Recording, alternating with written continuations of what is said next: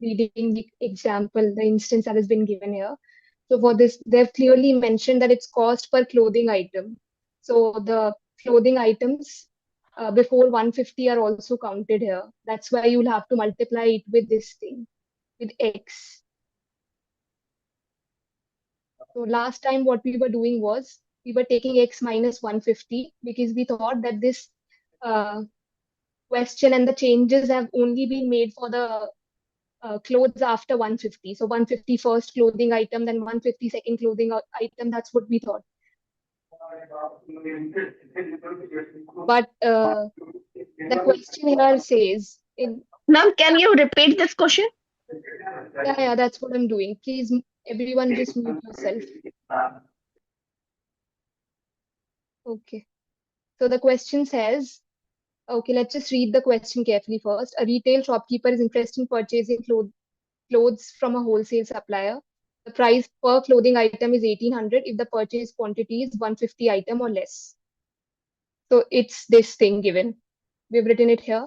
The price per shopping item is 1800 if the purchase quantity is 150 items or less. However, if the shopkeeper buys more than 150 items, the cost per clothing item decreases by 10. This is what we did here. Each item exceeding the initial 150, for instance. Now the instance we didn't read. It says the cost per clothing item decreases. And what we were doing, okay, read this instance, it's been given here. If the questions, because the question doesn't state it explicitly, but the instance does.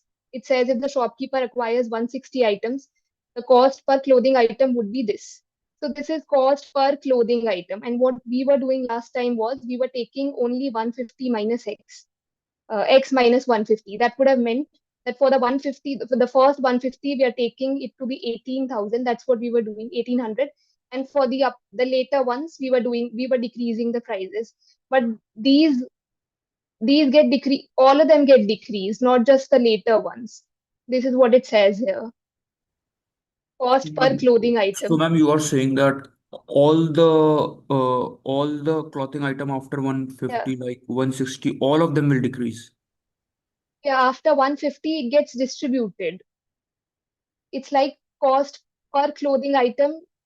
It's distributed among all then.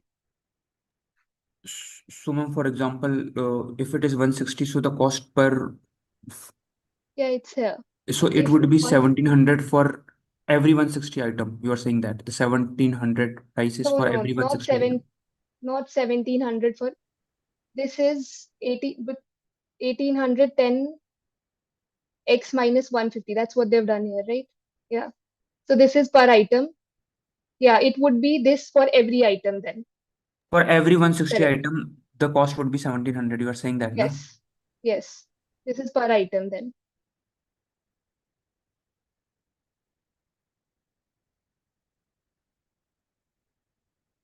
Is it fine?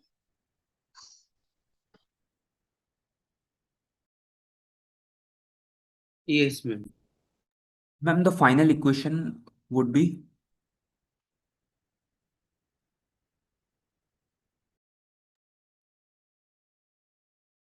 Ma'am, how we form this equation?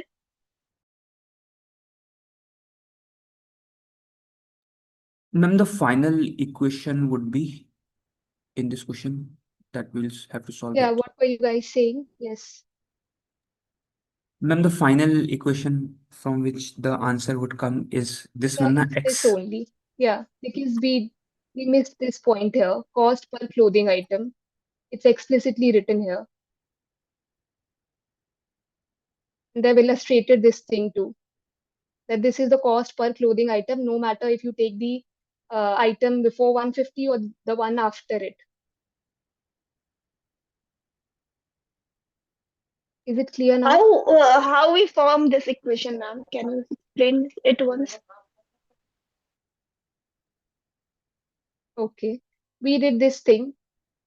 The first thing is that you don't even need to make this equation because it's already given to you here in the instance.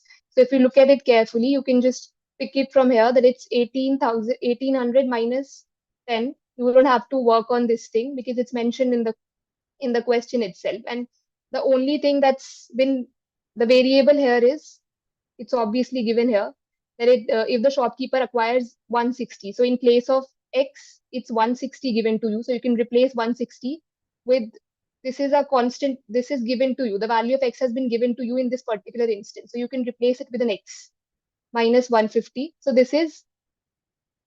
cost per, this is cost per clothing item. That means if you have 160 clothing items, then the total cost should be this thing.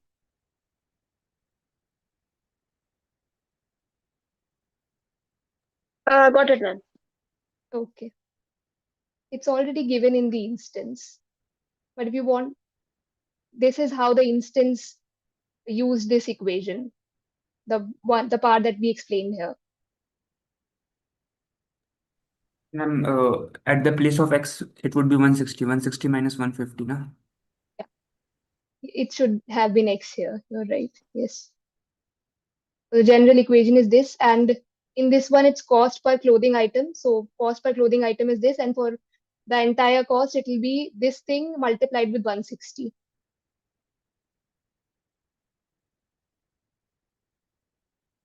Is it clear? Can we move on to the week 4 summary? Yes, ma'am. Okay. So for week 4, we'll be discussing polynomials and their graphing and their basic properties. So to start with, first we'll do what a polynomial is. And we'll be writing it with this only. So a polynomial is of this form. A naught plus, we're writing the general form first, and then we'll see an example too.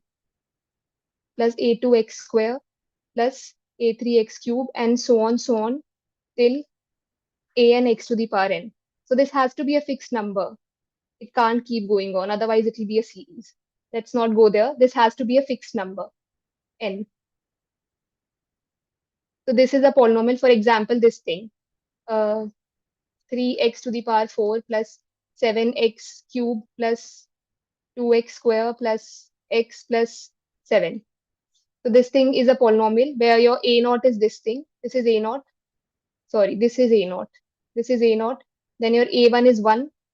Your a2 is 2. a3 is this thing. And then a4 is this. Okay, and then coming to the degree of this thing, degree of polynomials. So let's just say you've been given this thing.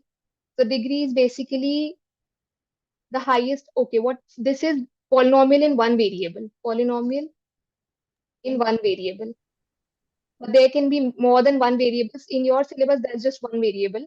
So while discussing and the other type of polynomials, let's just say you have to discuss in two variables. So it looks like this thing: a naught plus a1, then x, then a2 y, then a3 xy, then a4 x square, a5 y square, and then, so it looks, you understood this thing, right? It's the multiplication of x to the power n and y to the power n. So you can write it in this manner: a n m.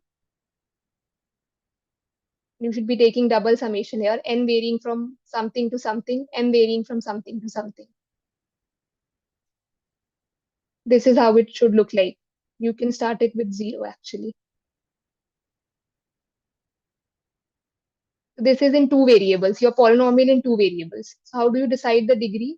The degree is in one variable, it's the highest power. So if you look at this thing, degree of a polynomial in one variable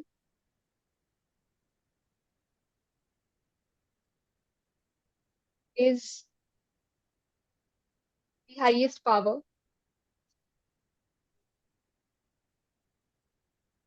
So if you have been given, let's say,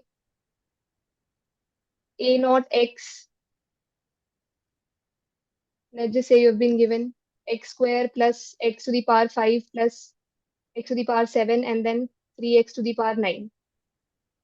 Okay, before moving on to this thing, we can just,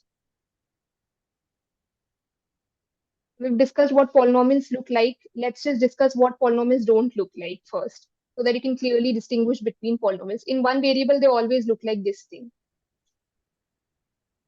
So it's always summation a n xn where your n is fixed, or n varies from some 1 to k. In this case, your k is, what's k in this case? We've written Degree. No, we've written it's summation a and xn, n varying from 1 to k. So what's k here in this particular example? Yeah, right. So in this case, it's 4. In other cases, it's the degree of the, let's just not go there. We'll discuss degree later. So it's this thing, and then, so the powers are always, coefficient doesn't matter. You can take coefficient to be whatever, but the power should be a natural number. And your set of natural numbers is this, 0, 1. For this course, it's this. This should be the power. So power should not be half or minus half. If you see something like this, x to the power half plus x cube, then this is not a polynomial. Or if you see something like this, x to the power pi, this is also not a polynomial, no matter what you write next. This is what you have to keep in mind while checking for polynomials. So in short, they should look like this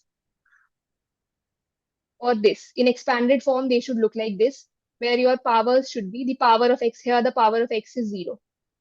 The power of x should be from 0 to some natural number. Is this clear? Yes, ma'am. And same goes in two Clear, variables. ma'am. If in two variables, this is two variables, so you won't be dealing with two variables.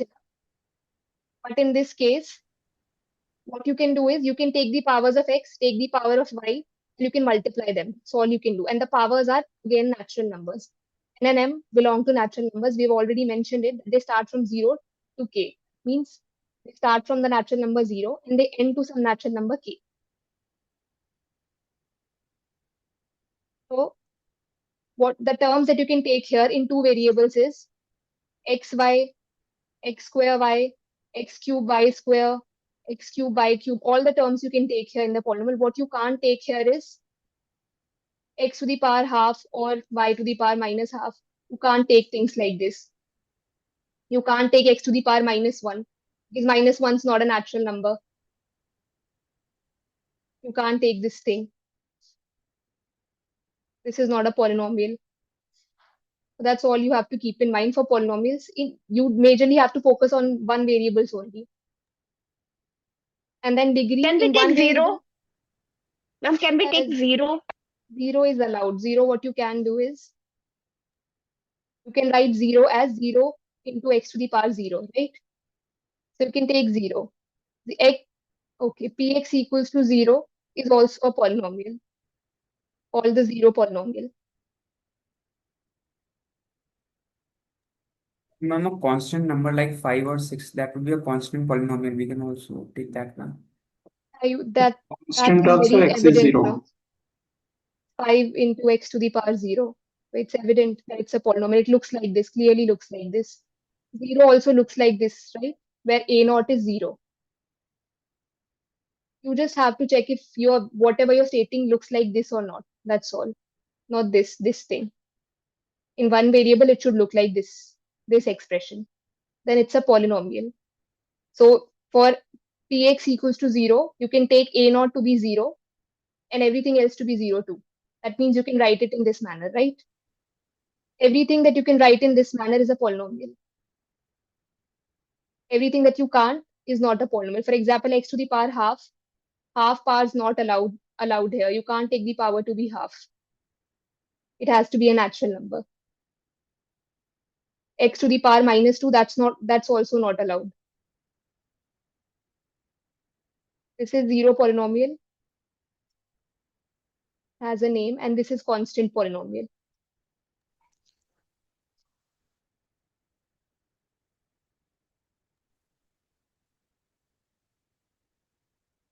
And then for degree of polynomial in one variable, And what would be the degree of zero polynomial? okay, we'll come to that. Let's just discuss what degree is first. So for a polynomial in one variable, the degree is the highest power, and for two or more variable, variables. Let's say you have been given x to the power 2, y to the power 2, z plus x3, y square, z plus x, y, z. Then you just add all the degrees here. So of this term, the degree is 5. Of this term, the degree is 6. And of this term, the degree is, this is a polynomial in x, y, z. It's in more than one variable, in 3 variables. The degree of this is 3. You just add the degrees of the term of each variable. So you get 5 here, 6 here, and 3 here. So the degree of this should be 6. Let's call it P naught. Then the degree of P naught is 6. And coming to this thing again, because this is what we're going to deal with. So in one variable, degree of constant polynomial is, let's start with the constant one first. Degree of constant polynomial, because your constant polynomial is written in this manner. A naught x to the power 0 plus a1 x to the power 1, and you can just end it here too. You don't even have to write this thing. You can end it here. So it's this thing. So the degree is 1. Sorry, 0. 0. The degree is 0 because you can check it from here. And the degree of, then the other one is 0, I guess, degree of 0 polynomial. So the degree of 0 polynomial is actually considered to be -1. It depends on what, yeah, it's considered to be -1. So take the degree, there's no reason to it. This is how we take things. We've taken it to be -1. That's all. There's no logic or anything behind it. Why we've taken -1 to be the degree of 0. So for 0 polynomial, if you see something like this, then the degree is -1. And for the others, if you see something like this, a naught plus a1x plus an x to the power n, where an is not equals to 0, this is very important, then the degree is n. So the highest power here, where the coefficient has to be non-zero. Make sure that the coefficient of the highest power x is non-zero. Is it mentioned in the course that the degree of 0 polynomial is -1? Because on the net it is mentioned that the degree Yeah, of it 0 is mentioned in the polynomial course. on the net Mentioned. is that the degree of 0 polynomial is undefined. On the Google it is. It sometimes is taken undefined. This is something that we just take. You will not be using it anywhere. That's why I said that there's no reason to take -1. There's no logic behind it. We just take it to be -1.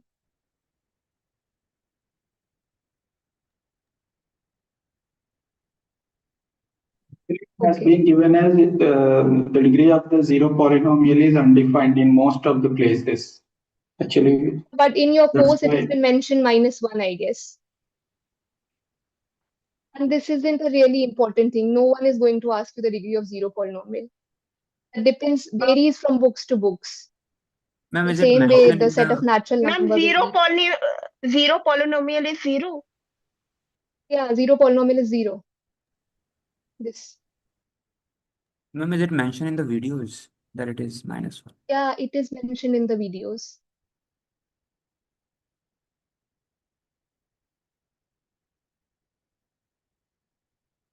And even if it's not there, this is not going to be asked.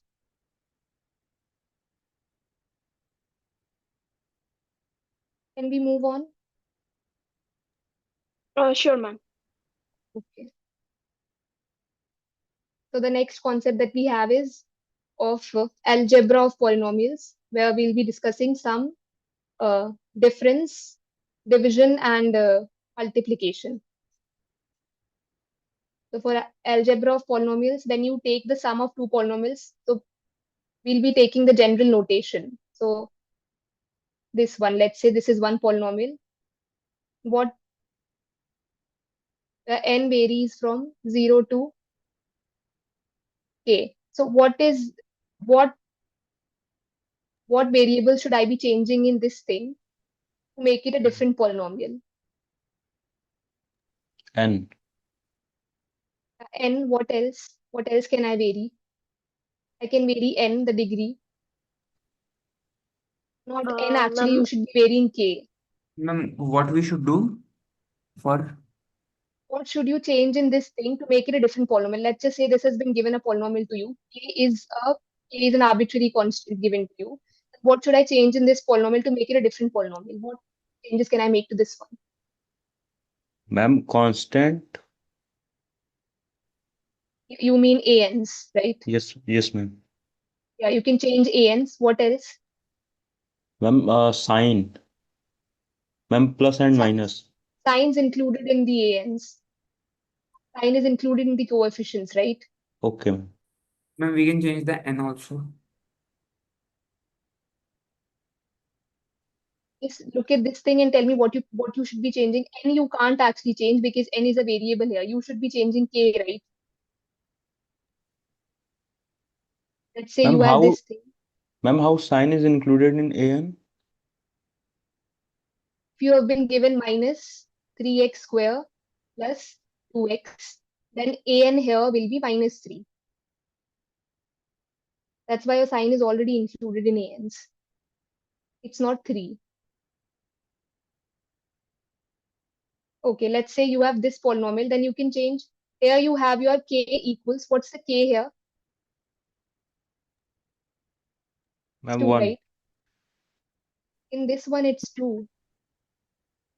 Yeah, in in 2x this, it is okay, look at this expression carefully. K is 2. K. And while on expanding, we get this thing. A0 plus A1 x plus, and you keep going on till AKXK, right? And then you stop because it starts from 0, ends on K. So either you can change these coefficients, or you can change the degree to make it a different polynomial, right? Yes, ma'am. That's so if this is given to you, you can change the degree and you can make it to be a 3-degree polynomial. Then things will change. Like if you had this thing, you can just add one more and make it different from this one. These are the only two ways you can change a polynomial actually. So if one polynomial I've taken to be this thing, summation an xn, then the other one, because we're doing algebra of polynomials, so we'll need at least 2 polynomials to do the algebra, right? So let's take the other one to be bn. So we're denoting it with a different coefficient this time. Xn remains same. And then let's take n varying from 0 to l. Because we don't know if we are taking the sum of the polynomials that have the same degree. Like this, what's the degree of this? K. And this one? L. It's L, right? So, and so while you'll add this thing, this is B0 plus B1x plus so on, AL x to the power L. BL. Yeah, BL, sorry. This.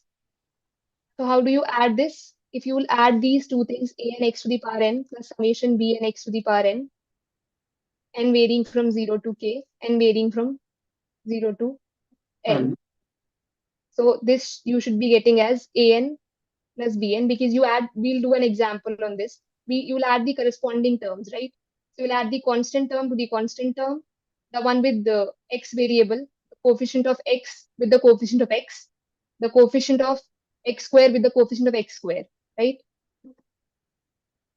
From n varying from 0 to the larger one, maximum of k and l. We'll just come to this one, how we got maximum of kl later. And you will write xn here. So let's do an example first. Let's say let's take a proper example where you have 3x to the power 5 plus 4x square plus 7.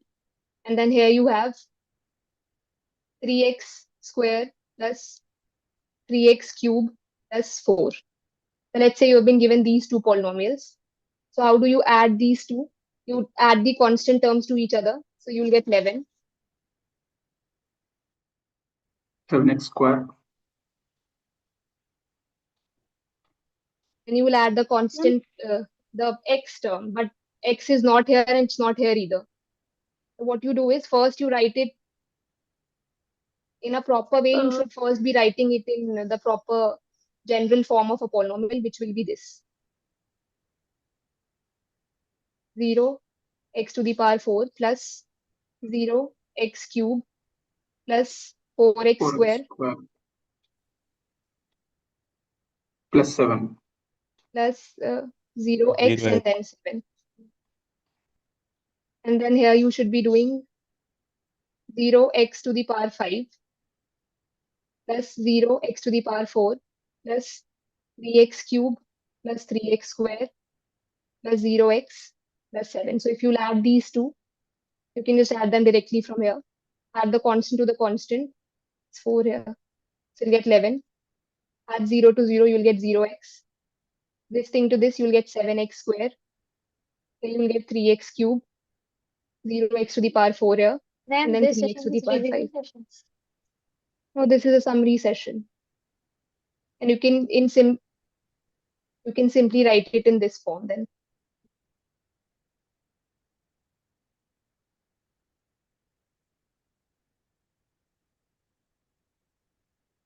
Is this fine? Okay then. And same is with the subtraction part. So if you have been given sum or subtraction, it doesn't matter. If this was subtraction, then you could just simply subtract 4 from 7, 0 from 0, which will give you 0 only. And then 3, just subtract this from this, that's all. And that's what we've written here. So while taking the sum, what you do is, your n varies. And why does it vary from the maximum of k and l? The degree here is 5, here it is 3. And in total, you get 5, right? Sometimes what happens is you could have had 3x to the power 5 here and then minus 3x to the power 5 here. That would have given you, okay, if this instead of the second polynomial, if you would have taken this polynomial instead, minus 3x to the power 5 plus 3x cube plus 3x square plus 4. If you would have taken this to be the second polynomial, this is first, this is second. So if you would have taken this to be the second polynomial, then the resulting polynomial would have gotten 0 here, right? So it would have been, nothing else would change. 3x cube plus 7x square plus 11. Only this thing would disappear because now you have a minus 3 to the power 3x to the power 5 to cancel it. So in that case, the actual degree is not going to be maximum of k and l. It's actually, here the degree is 5 and the degree is 5 here too. Maximum should be 5, but the resulting one is not 5, right? So what can we deduce from here about the degree of the sum?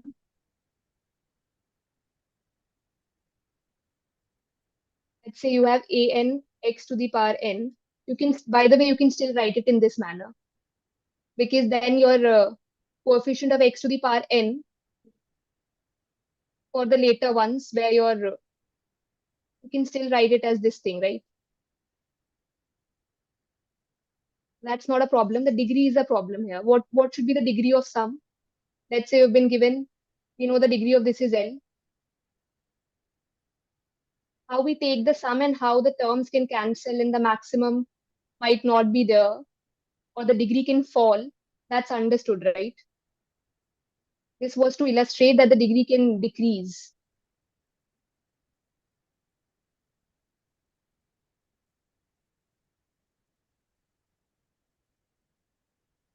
So what will be the degree of this thing?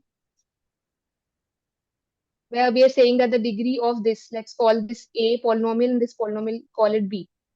The degree of polynomial A is L, degree of polynomial B is K. Then what's the degree of this sum? L plus K. L plus K. We just saw it here. The degree of this polynomial is 5 Degree of this one's also 5, but the sum results in this, and the Ma'am, degree is we not 5. can't, ma'am, we can't predict. Okay, what can we say about it then? What's the least we can say about this thing then? Ma'am, we can say that if we know the value of L and K, if L and K are same, the degree would be L or K. But if L is more than K, then the degree would be L. Okay, if L, Ma'am, we can predict about maximum degree. Ma'am, if L is let's greater say than you're K, okay, Ma'am, if L is greater than K, then the degree would be L. And if L is equal to K, then the degree would be L or K. yeah, Same. right. So the degree of sum will be, if you have K less than L, then the degree of sum should be, because when you have K strictly less than L, with that you'll have to make sure that it's strictly less than L. So that this term, the last term, the term with Lth power doesn't get cancelled. So what the problem here was that x to the power 5 got cancelled because the degree of both them was equal. If it was strictly less than this, then this term, there's no chance that this term gets cancelled, right? Does this make sense to everyone? Or should I repeat it in more detail? Yes, ma'am, it all made sense. What I'm trying to say here is that if your L is strictly less than K, that means, let's just keep it small. Let's say you have 1 and 2.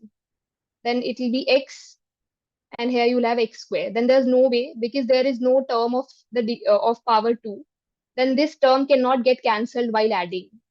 That's why the degree will remain the larger one. So if k is greater than, if L is greater than K, then it's L. If the if K is greater one, then the degree of the sum is K. And if they're equal, like this one, then we can't really say, but we can say that it will be less than, I'm less than or equal to K because they're both equal, or L. going to be less than equals to L, or less than or equals to K, because they're both same. The degree is, at max it can be L, or it's going to be less than that. How we know that L is greater? Okay, yes. If they are equal, then how we know that? That's what I was trying to explain here. Let's say you have a polynomial this, 3x squared plus 4, and another polynomial is this, where the degree is less than 2. Let's say you have 3x, or let's say you have 3x cubed plus 4, and this is, so the degrees are clearly not equal, right? The degree here is 2, the degree here is 3. So when you will add them, there's no way that the highest power can get cancelled, because you don't have the highest power here. Yes, sir. That's why the degree will be the greater one. This will not get cancelled because there's no term with x cube here. Similarly, so these two cases are more or less same. There's no difference between these two. The one which is greater would be the degree, strictly greater.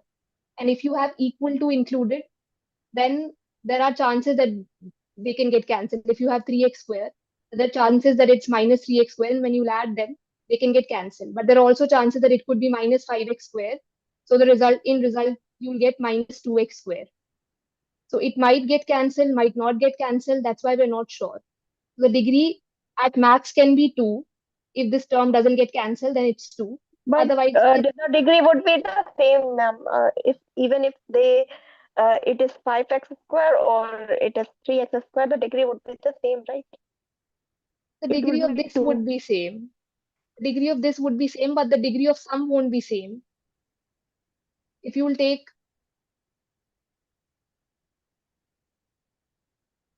if you will take 5x square minus 5x square plus 4, then the resulting degree, the sum is minus 2x square plus 8, right? So now the degree is 2.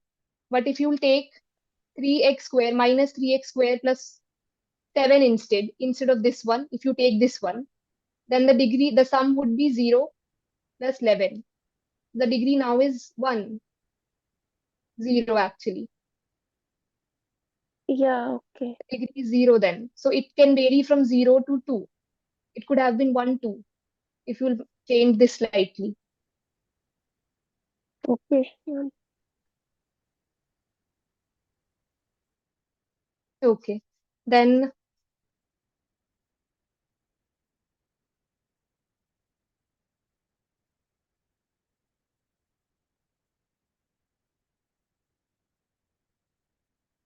we have the product of two polynomials. Difference works the same way. There's no difference between the sum and difference are taken to be in the same category. So it's the same thing. Earlier we were doing plus, now we can just subtract. That's all. So next up you have product of polynomials. So in products, let's say you have been given a and x to the power n varying from 0 to k. And here you've been given summation bn x to the power n varying from 0 to l. And if you'll take the product of these two, then now with the direct formula for it is this thing, summation a. Okay, let's do the multiplication here. Otherwise, the formula will look a little confusing. When you have been given a naught plus a1x plus a2x square, and let's say till ak x to the power k, and then the other one is b naught plus b1x plus so on blx to the power n.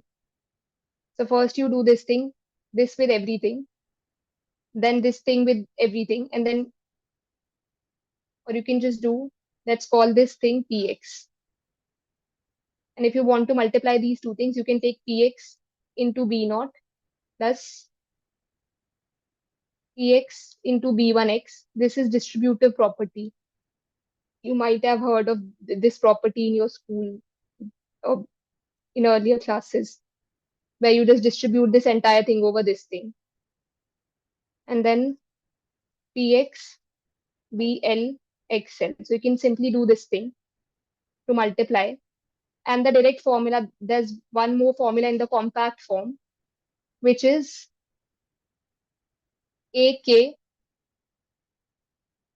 Let's not use k because we've taken k to be something else. Let's Is it use also possible that r we and can s. the polynomial, the name b naught b1x plus blxl? Can we give that a name, something, so that it would be easier?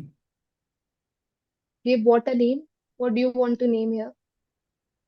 Ma'am, the polynomial a naught plus a1x, the name is px. The name. So can we Yeah, give this? let's call it qx. We weren't going to need the qx, that's why I didn't name it there. Okay, so if you have this thing, then you start with, you just have to make sure, or you can take this thing to be, but then you'll have to take double summation. Let's not take s here. Or you can actually write it in two forms. It's this, a to ar bs and then x to the power r plus s, and take double summation here, where r varies from 0 to, this varies till k, right? So r varies from 0 to k, and your s varies from, for b it's l, it varies from 0 to l. And you have to put another condition which says that your r plus s should be equal to, okay, you don't have to write it here. This is it. So this is one way to write it, where you're using the double summation, or in single summation you can write it as ar, and instead of s you can use,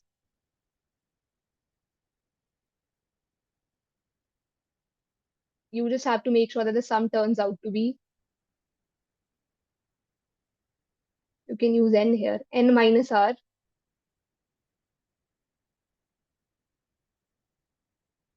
or let's,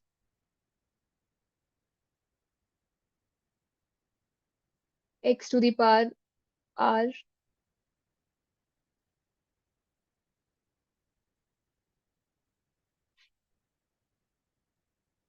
and let's vary r from 0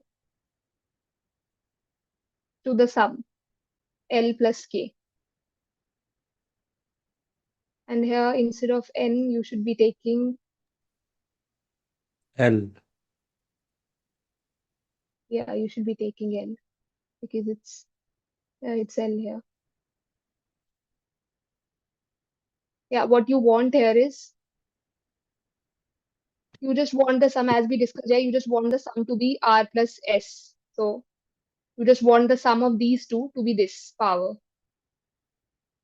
So you should be taking r and L minus r till L plus k. So what, like this thing, if you have to find the coefficient of, let's say, x to the power 3, then what you should be doing is you should take a naught and b 3, because the sum of both of these,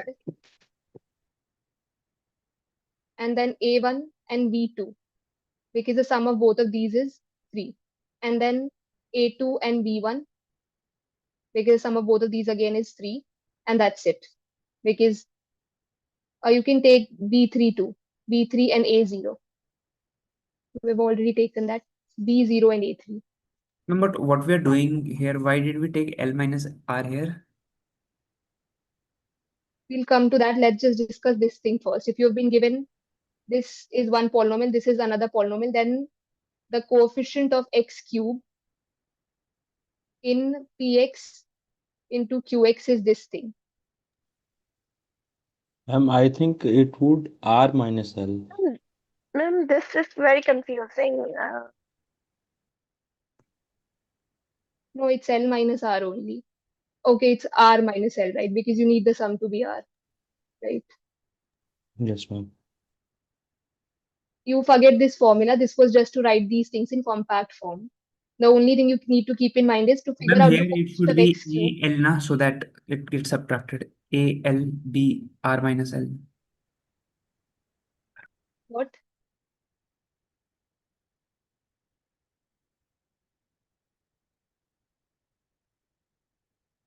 Let's say you want to find the coefficient of x cube. You have been given, Excuse me, ma'am. yes, Ma'am, please repeat the second last line. this thing or this thing, because we're not discussing this yet. We'll Yes, first ma'am. discuss this and then we'll come to this one. Okay, ma'am. Okay. So this is, if you want to find the coefficient of x cube, you just have to add the coefficients of px and q. Just multiply the coefficients of px and qx. Those coefficients that give you the sum as 3. So we're multiplying a naught and b3 because the sum of these two is 3. This one and this one. So if you've been given, if you have to multiply these two things and you need to find the coefficient of x cube, then you take this one and take b2 from here, b3 from here, and then multiply them. This is what we've done here. Then take a1 and b2, multiply them, add them here. This is the formula for it. And easier, this is how you remember this formula. That if you need to find the coefficient of x cube, add all the terms that add up to 3. If you need to find the coefficient of, say, x to the power 2, then you do this thing. A naught, start with a naught, you will have b2, right? Because the sum of 0 and 2 is 2. Then a1, b1, sum is 2.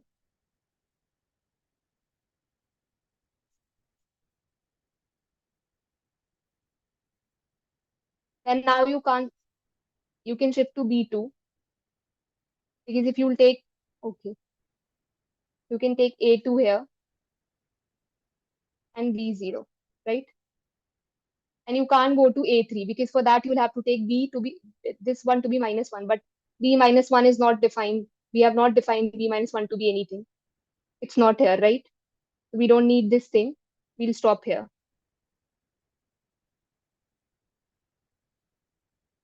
The coefficient of x square should be this.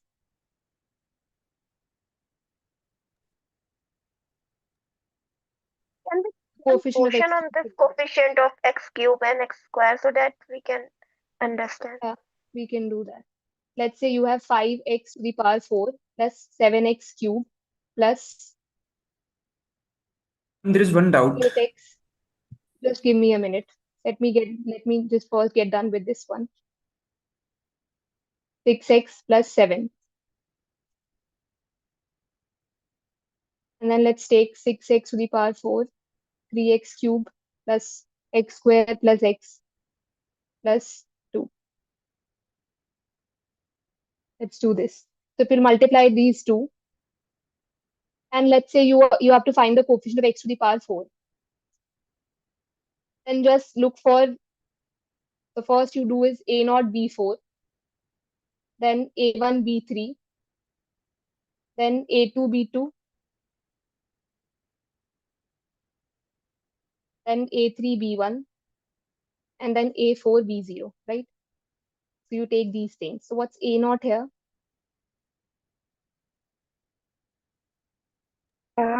5x4. 5, and B4 is, this is, no, it's not 5, it's 7, right? This is A0. Okay. Write it this manner, A0 plus A1x, the constant term is 7. Start from here, A0, A1, A2. This is A0, B4, A0 and B4. So it will give you 7, 6, 42. Then A1, B3. So A1 is this and B3 is this. So it's 18. Then A2, B2, these two. So it's 8 and 1, 8. And then A3, B1. A3 is this, B1 is this. So it's 21. And then finally A4, B0. So A4 is this, 5 and B0 is 2. So it's 10. So the coefficient of x to the power 4 by when you multiply all this will be 42 plus 18. So it will give you 60, 68, 78, and then 88, 98, and 99. This is what it's going to give you. So in compact form, when you, is this clear now? We've done an example now. Ma'am, there is one thing. When you wrote Yes. that thing, just go a little up. Here, ma'am, summation of L plus K. Here it should be AL, not AR. When we're gonna add Well, it be R.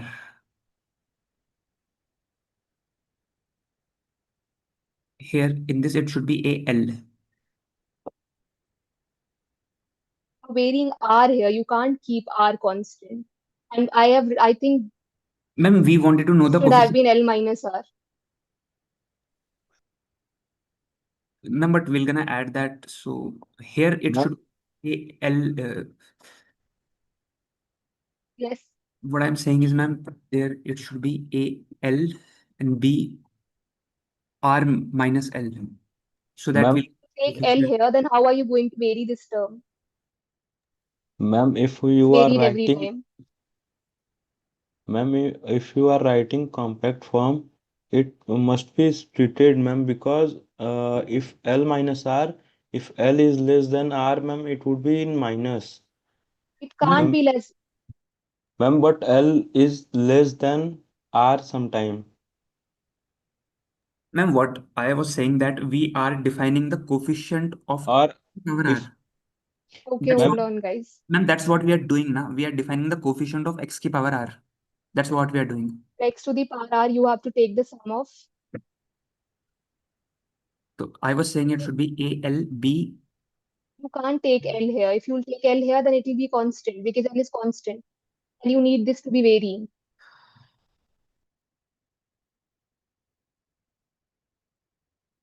This one has to be R. ma'am, I think, ma'am, constant must be defined separately. Ma'am, because in the example also when we do A0 plus B3, so the sum of them is 3. And A1, B2, the sum of them is 3. So the sum of them would be R. That's what my point is. Because just we go the next line, it is, yeah. The sum of them should be R so that the Yeah, coefficient, right. yeah, am I right, ma'am? So here it should be AL and L minus R, B L minus R. So, are you getting my point, ma'am? Yeah. Yes, ma'am, he is right.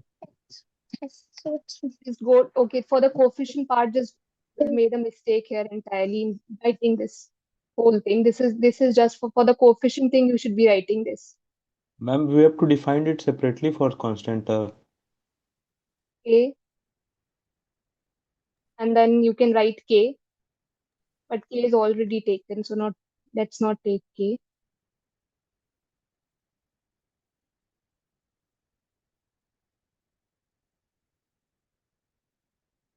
Ma'am, how you were saying that L is variable? Hold on a second. I was talking about this thing because this thing is varying here. If you'll fix L, then this won't vary.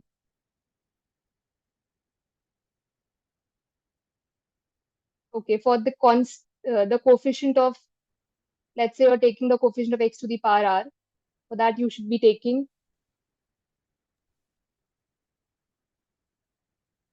AR.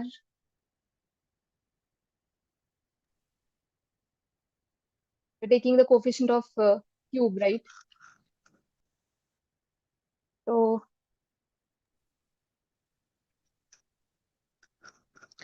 Ma'am, take,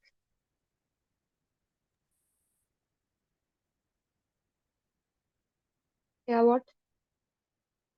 ma'am, we have to 1 define second. separately for constant.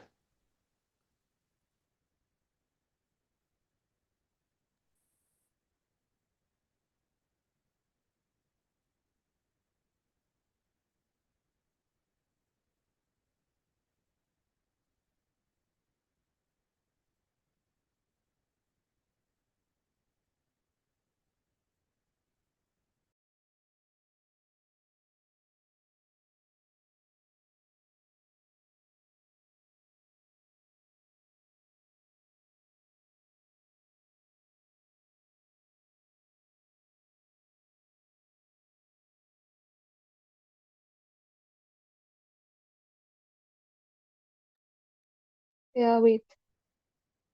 If you have a naught plus a1 x plus a k we took, right?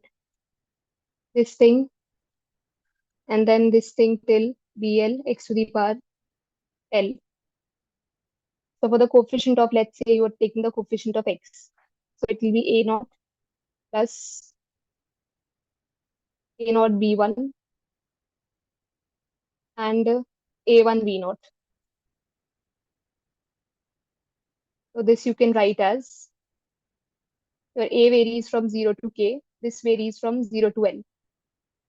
So you should be writing it as a.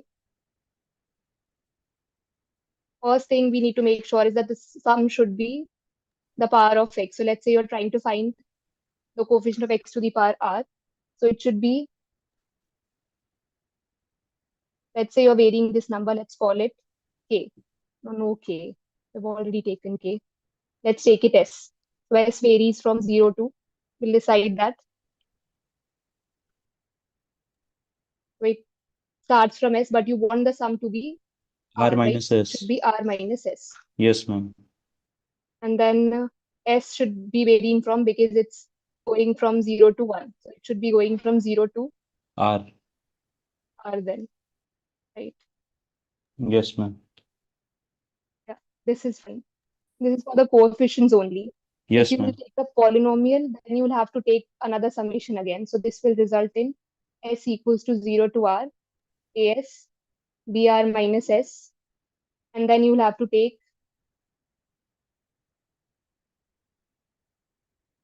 this thing with Whole x to the power summation. r and Whole summation on summation. this, where your r varies. Yes, R ma'am. varies from 0 to whatever the degree. So let's just take this. This here you should be taking L L and plus K. K, right? Yes, ma'am. This is it. We've taken everything from this expression only, from these expressions of the product. We know that the sum should be equal to the power of x. So here you've taken the power of x to be r, so the sum should be r. So for that you take s, and because this keeps varying, first you take a naught, then you take a1, then you can go further if it allows. So you keep varying s. Your s varies from 0 to, we can decide this later, and then r minus s to make sure that this thing sums up to, and you've done r minus s because the total power is r. Even if you don't remember, yeah, you actually should remember this. This might be asked.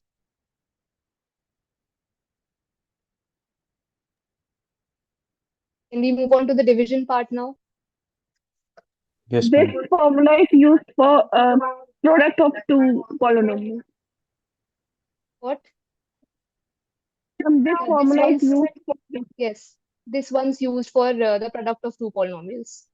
This is how you represent the product of two polynomials in this form, And then in where L compact and K form. are the degrees of polynomial respectively. L and K are the degrees of the polynomial. Yeah, this is the degree of one and this is the degree of the other one.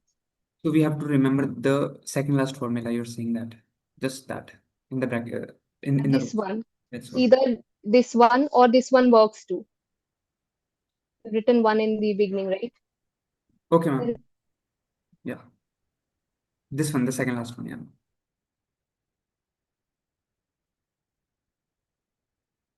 This one, this works too.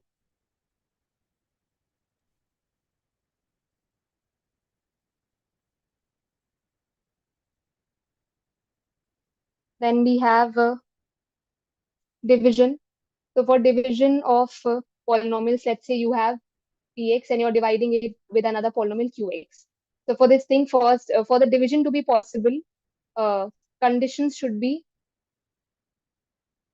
the first condition should be that your degree of qx should be less than degree of qx. It's less than equals to degree of px. This is first condition. For example, let's say you have x to the power 4. Then x to the power, you can divide it with something which has lesser degree. So you can divide it with x square, x cube, x to the power 4, but you can't divide it in this manner. You can't do this thing. The degree of the denominator should not be exceeding the degree of numerator. That's one thing. Then, and in when you divide this thing, you get this, right? Px. So you can write it as qx, and then you will be getting something here, right? So let's call it sx, and this is the remainder term. This is the remainder that's left.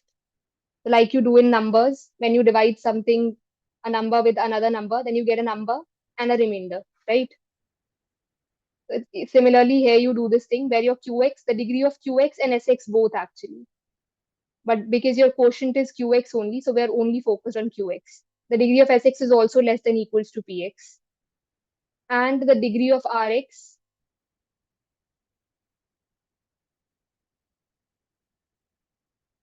it's strictly less than, greater than 0, greater than equals to 0. It can be 0. And only when your remainder is not 0. So if your remainder is 0, then the degree of remainder is not, it's actually -1, right? So we're not considering that possibility here.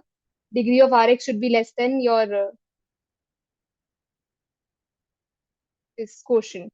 Because if the degree of Rx is the same as, ma'am, we only have taken px and qx. So how is there fx and rx there we'll in do the a condition 2 and 3? when you do 5 and then you divide it by 2, let's say, then how do you write it? You write it as 5, 2, and then you write a 2 here and then a 1 here, right? This is the remainder. This was your Yes, quotient. ma'am. And then you get these two numbers here, right? Similarly, you get two polynomials here, out of which this is the remainder one. And its degree has to be strictly less than qx because it's the same reason here. Here you want this number remainder to be less than the quotient, right? Strictly less than. Otherwise, if we had 2 here, we can't have 2 here, right? Else Yes, we'll ma'am. have 2 here. Right, right.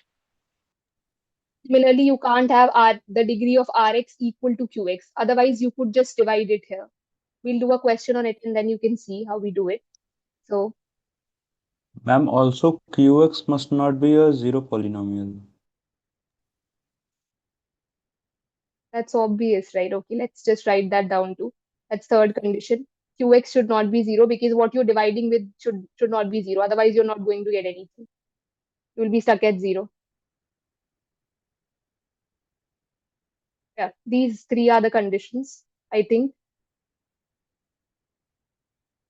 Let's do a question. So let's have x to the power 5, 4x square plus 7x plus 3. And then let's divide it with the x cube plus Ma'am, in the second last Yep, line, what you have written, just a little above. one. This Ma'am. is degree of remainder. This is the remainder term. Okay, ma'am. This is the remainder term, and this one is the quotient. The degree of remainder should be strictly less than the degree of coefficient actually, and greater than 0 only when your remainder is not 0. This is only valid when your remainder is not 0. Otherwise, the degree of remainder is either considered to be not defined or it's considered to be -1, which is obviously not greater than 0.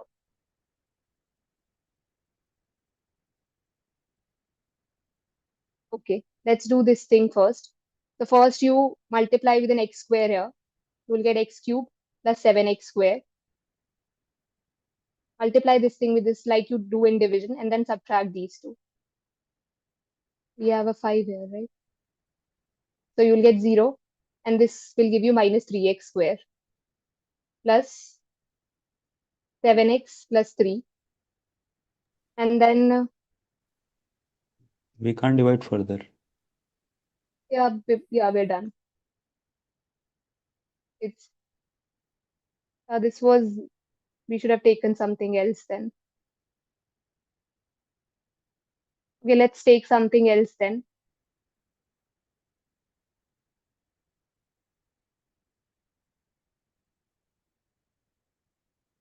Ma'am, but why we are changing the values? So that let's just do a proper question because this one's just too short. Or is it understood to everyone? Do we need to do a question on this or is it understood? How the division algorithm Ma'am, can Understood. we take x to the power -1? x to the power -1 is not a polynomial and we're discussing algebra of polynomials.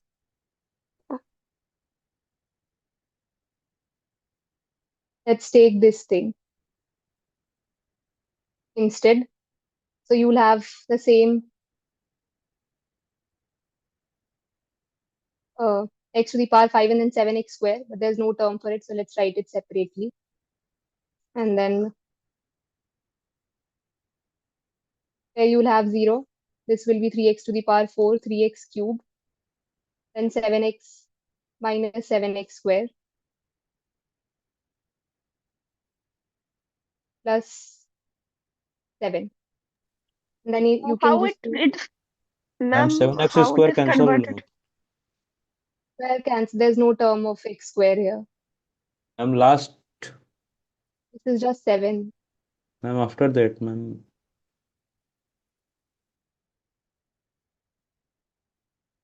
We're dividing this thing with this. Okay.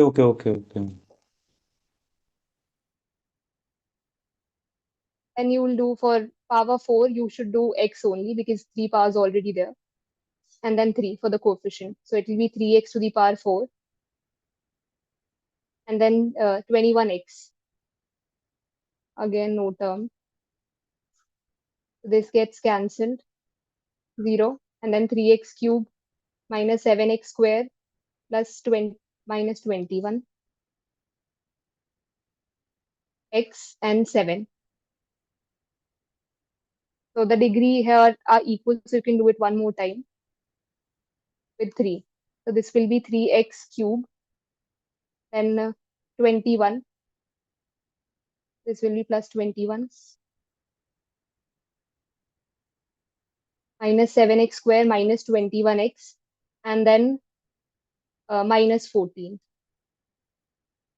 This is the remainder then. This thing is remainder, the Rx that we wrote in that equation. This is your Qx. This is Px. And this thing here is, what did we call it? Sx.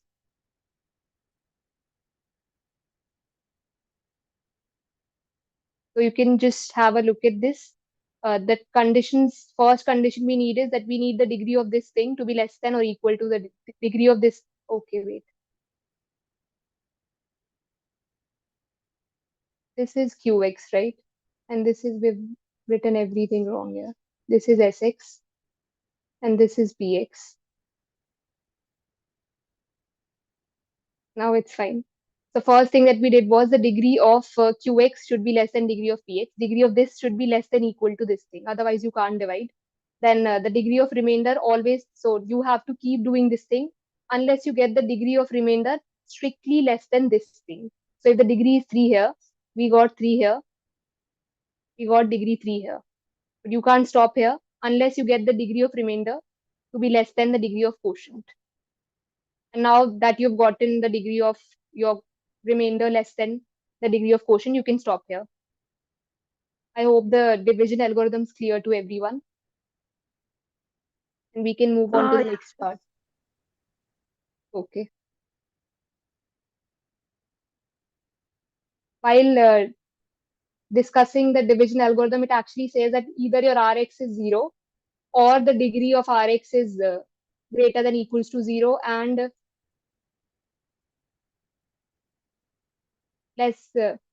strictly less than Qx.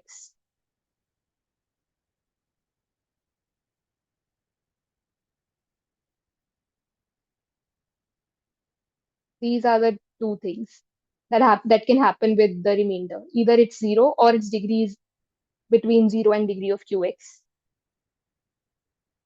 Okay. Next, we have the graphing of polynomials. How do we graph polynomials? So let's start with the very basic things that we know about polynomials. First thing is that the polynomials, you will study these concepts later, but they help in sketching the graph, continuity and differentiability. We'll study these later, but the result of these is that your graph is, first, it's continuous in the sense that you don't have to lift the pen to draw the graph of a polynomial. So we're discussing polynomial graphing. And for polynomial graphing, the continuity, you just have to keep in mind that you don't have to lift the pen. That's it. That's what continuity means here. And for differentiability, it's smoothness. Smoothness in the terms that your graph is not something like this. It doesn't have sharp turns like this one. This is sharp, right? And this is smooth. This is what smooth means, where this thing will be considered smooth, and this thing where you have sharp turns, this one or this one, these are considered sharp turns. So this is considered to be not smooth. That's what we mean by smooth and not smooth. This is not smooth, this is smooth. So in polynomials, the very first thing you will see is that you don't have to lift the pen while graphing them. No need to lift the pen. In that sense, they are continuous while drawing. And then the other thing is that there are no sharp turns. So it's smooth. No sharp corners or sharp turns. So if you see this graph, then this can't be the graph of a polynomial because they're always smooth. This is not a graph of a polynomial. This is also not a graph of a polynomial. This can be a graph of polynomial. This can be a graph of polynomial, but it cannot be differentiable, na? That is the thing. This is differentiable. The above thing, if it is a sharp edges, it can be a graph of a polynomial, but it No, can't. this can't be a polynomial. Suppose it's mod Ma'am, x. why it can't be a polynomial? It is continuous but not differentiable. You are not lifting the pen, so it can be a polynomial. That's Both what I said. It condition has must to be satisfy. continuous and it has to be differentiable. Both. Oh, okay, ma'am. You are Understood. saying mod x is not a polynomial. No, it's Like, not a polynomial. Mod x is not a polynomial.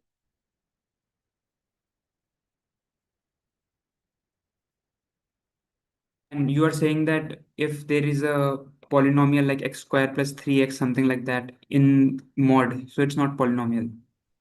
No, mod things are not polynomials. Like, We wrote the general form of a polynomial, and then that's not a polynomial. you're saying that if there is x square plus 2x. Yeah, that's what I'm saying. Is there a doubt about it?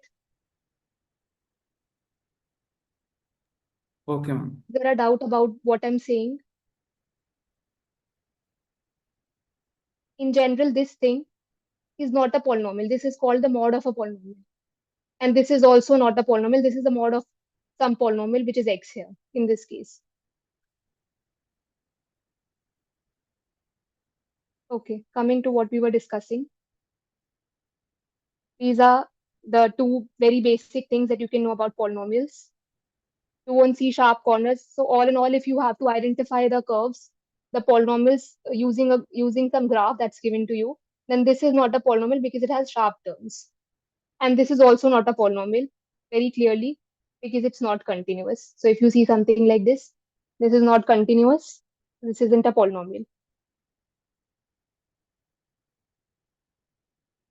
Third thing is the domain, the natural domain for a polynomial is Real number. real numbers, and range that depends on the polynomial actually. Let's not discuss it here. And then next we have zeros of polynomials. So when you equate a polynomial equals 0 and you find the roots of this equation, that are called zeros of the polynomial. So let's say you have been given, let's take a polynomial, let's say x square plus 2x plus 1. This is a polynomial, right? So if this is a polynomial given to you, you equate this thing to 0 and find the roots of that equation. So this will be x minus 1 whole square. So 1 is called the root of this polynomial and the multiplicity of 1 is 2. Or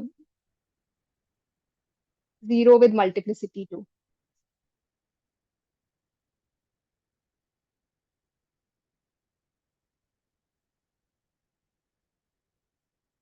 With multiplicity 2. The number of times the root is repeated is called the multiplicity of the root, or of the 0 in this case, because we're discussing polynomials. So you can write your polynomial in this manner. And if you have to sketch this thing, let's say, like we've already discussed how to sketch parabolas, right? This is a typical parabola. You can easily sketch it. We'll do the sketching later. Ma'am, you are saying that the multiplicity is the number of times a root is repeated. Yes. And if there is a polynomial is equal to 0, the zeros of the polynomial, the multiplicity would be 2. That is the two zeros of the polynomial, that is 0, so it's 2. What? Ma'am, if it is x square plus 2x plus 1 is equal to 0, so here there will be two roots. So the multiplicity is 0. Only one root with multiplicity 2. You only have one root, which is 1. But Okay. its multiplicity is 2 because it's repeated 2 times. Okay.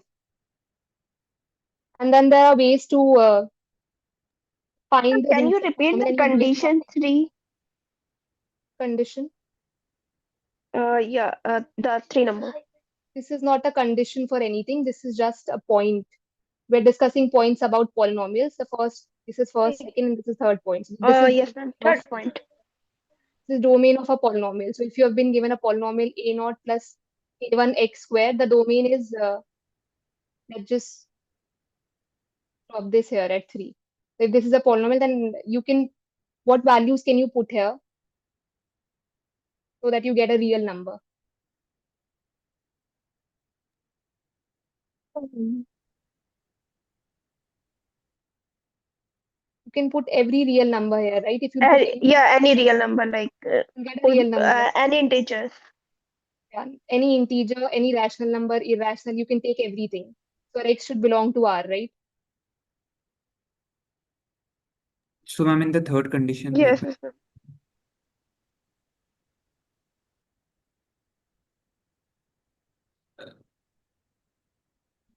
Yes. ma'am, can I just see what you have written in the conditions just once? Okay, ma'am, thank you. Let's say you have, and And there are ways to find the roots of a polynomial, but roots are zeros of a polynomial actually. But you might not always be able to find the zeros. There are polynomials. So for quadratic ones, for degree 2, you have a formula, quadratic formula. For degree and linear one is just linear ones, everyone knows how to solve a linear polynomial. And then for the higher ones, you don't actually have a rigid formula for it that you can put in values and find the roots or zeros. So let's say So may I you ask have been what given, would be the domain of a polynomial? that's what we were discussing. This is the domain of a polynomial. No, I'm asking how to calculate the domain of a polynomial. How we derive domain. If you have this, what is it? What do you mean by domain?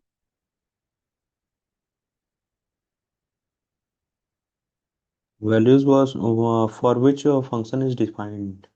Yeah, so for a function's domain, the values for which the function is defined are considered to be in the domain. So domain is actually the collection of all the values for which your function is defined. In this case, your function is a polynomial. So all the values of x for which this expression is defined means that this belongs to a real number. This gives you, when you put a value of x, if that gives you a real number, that means that value of x is in the domain. If you'll put 1 here, this entire thing, because all of these a0, a1 and a2, you're considering to be, we're discussing polynomials on real numbers. So the coefficients are obviously from real numbers. And if you'll put a real number here, the real number multiplied, added with a real number gives you a real number. Okay, ma'am. Even if you'll put pi here, this will still result in, pi is an irrational number, but this expression will still result in this is a real number. Because real numbers, when added to real numbers, subtracted from real numbers, multiplied with real numbers, and whatever the algebra is there, it always gives you a real number. In the last point, how it is possible, like Which one? the pi thing, like if it is a Pi pi. is a real number. That's what I said.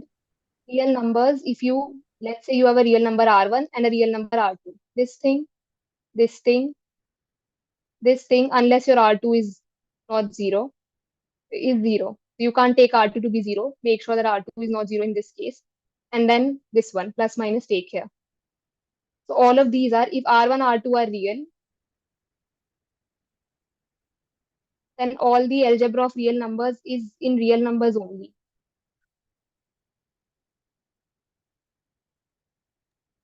You'll not get a complex number here. If you, in simple words, that's the meaning. You're saying the coefficient is a real number, should be the real number. What? The coefficient of a1, a2, a3, the domain should be the real number. You're saying that in that way. Yeah, the because we're discussing everything that we'll discuss in this. Okay, I might forget to mention this in later weeks as well. So I'll just write it here. Everything we'll discuss will be in real numbers only. We're not going in complex numbers. So everything that you do in math 1 is in real numbers only. Even if it's not mentioned here, the coefficients are from real numbers only. Because we're discussing real polynomials only. Is this Hello, fine now? ma'am. So Yes. and domain is, what is domain here? The domain of every polynomial, irrespective of the polynomial, is real numbers. You can put in any value here, right? Any real value you would put, will get a real number only. It's defined. The problem arises when you have something like this, x to the power half. Now you have a problem because you can't put -1 here. -1 to the power half is iota, and that's not a real number. Ma'am, can we take like suppose we are taking an expression that is x square minus 2 divided by x minus 2, and can we consider it as a polynomial? Okay, this thing, if you simplify, firstly you'll have to mention that your x is not equals to 2. Yes, ma'am. then this is a different expression domain, from, yeah, this is different from this thing. These two, though they look yes, similar, ma'am. are not these two are same now. Now it's fine. Yes, ma'am. But here the domain will be No, ma'am, x r plus root minus 2. 2, right? This is not a polynomial. That's what I'm saying. This is not a Okay, polynomial because you can't take 2 here. okay, ma'am. Ma'am, but here after simplifying it will be x plus root 2. Yeah, root 2. Oh, wait, this is, We can take x square minus 4. I think the person meant this thing. Whoever asked the doubt, he Yes, X meant yes, this. yes, minus ma'am. root 2, yes, ma'am. We can take 4, yes. Yes, ma'am, now it's correct.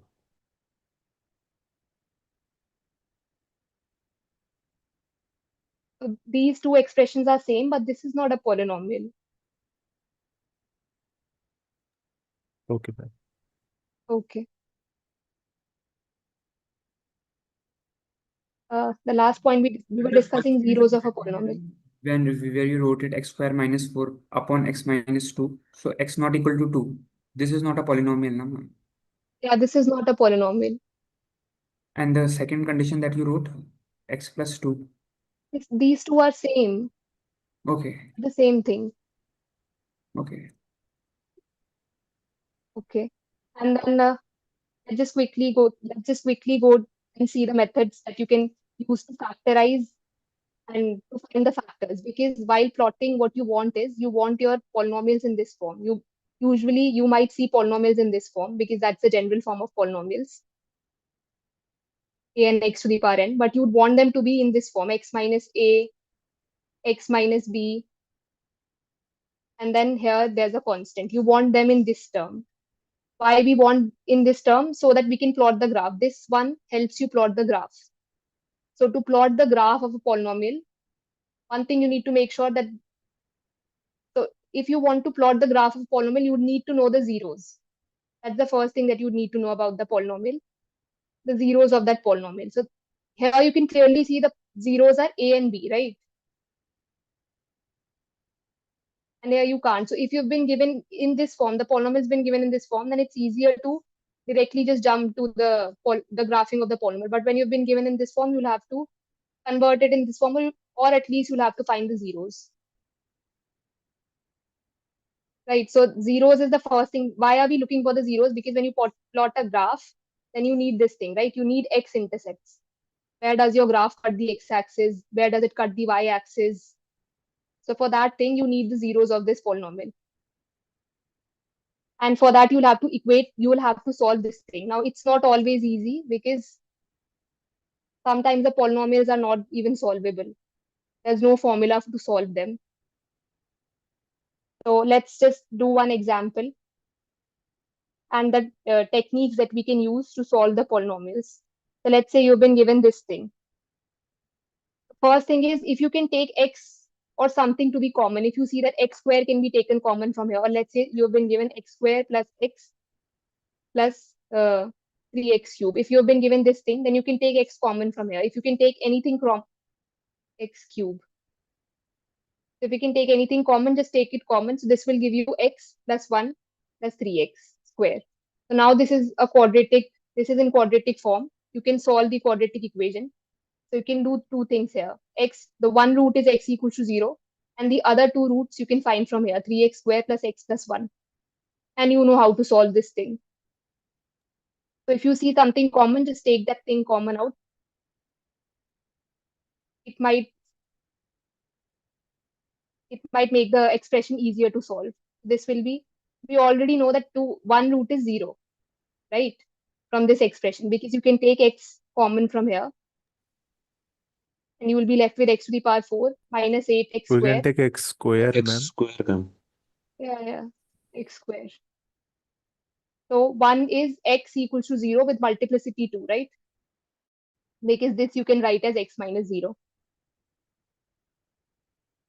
Or you just know that you just have to equate this thing to 0. So you'll equate this thing to 0 and this thing to 0. So equating x equals to 0 will give you x equals to 0. And equating this thing to 0 will give you the other 4 roots. out of which some can be complex roots as well, right? If you've been given a degree 4 here, then either you'll have 0 real roots, or you'll have 2 real roots, or you'll have 4 real roots for this one. Why? Because complex roots, Ma'am, not this discussing x that. to the power 4 minus 8x square plus 16 is not the quadratic equation, right? No, this is not a quadratic equation. We'll come to how to solve this thing later. For now, I want to discuss this thing that there's a possibility how many real roots are possible for this equation. So if you have power 4, then either there are 0 real roots or there are 2 real roots. And when I say 2 real roots or 4 real roots, I mean the multiplicity counted. Like in this one, multiplicity is 2, right? So the multiplicity is counted here. Either you'll have one root with 2 multiplicity, or 2 different roots, real roots, or 4 different real roots, or it can be anything, or 0 real root. Ma'am, 0 to 4 are not multiplicity, they are roots or they're multiplicity. No, this is that's why I said multiplicity is counted. Multiplicity counted means that it could be that you have x equals to 1 root repeated 2 times.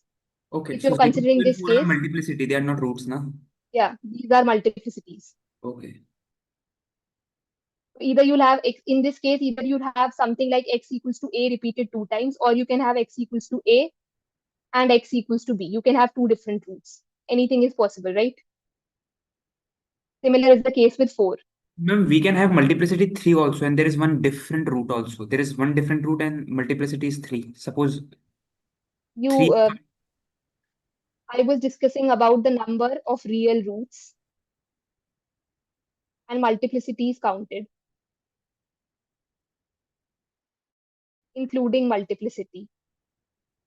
That means including multiplicity here means, let's say you have been given x minus 2 whole square. So we know that the root is only 2, but counting the multiplicity, so you have only one root, right? But if you'll count the multiplicity, you'll consider it to be 2. That's what real roots including multiplicity means. This is the number of real roots. Either you'll have 0 real roots, or 2 or 4. You can't have 3 real roots. Counting multiplicity. We're counting the multiplicity. Because if you'll have 3 real roots, then you're only left with the total number of roots this equation can have is, how many roots can this equation have? And 4. Yeah, right. 4 it can have. And then the real roots, so the Exist in pair, point ma'am. with, no, the real ones don't exist in pairs, but the complex ones do. So complex roots are always in pair. Your complex looks like this thing. Complex numbers look like this. So if this is a root, a plus iota b, then a minus iota b Iota with is a root Ma'am, as well. conjugate Yes, ma'am. complex roots. Yeah, Yes, these are ma'am. called Yes. conjugates. I don't want to get into that detail. So the complex roots always appear in pair. So either you'll have 2 complex roots, or 4 complex roots, or 6 complex roots. That's how it works. So let's say you have been given, so if in case we consider that this equation has one real root, counting multiplicity. So if this has one real root, then we are only left with 3 roots. That means there are 3 complex roots, but that's not possible because then you can't make pairs here, right? So because of that reason, either you can have 0 real roots, or 2 real roots, 4 real roots. Ma'am, why we are pairing in this?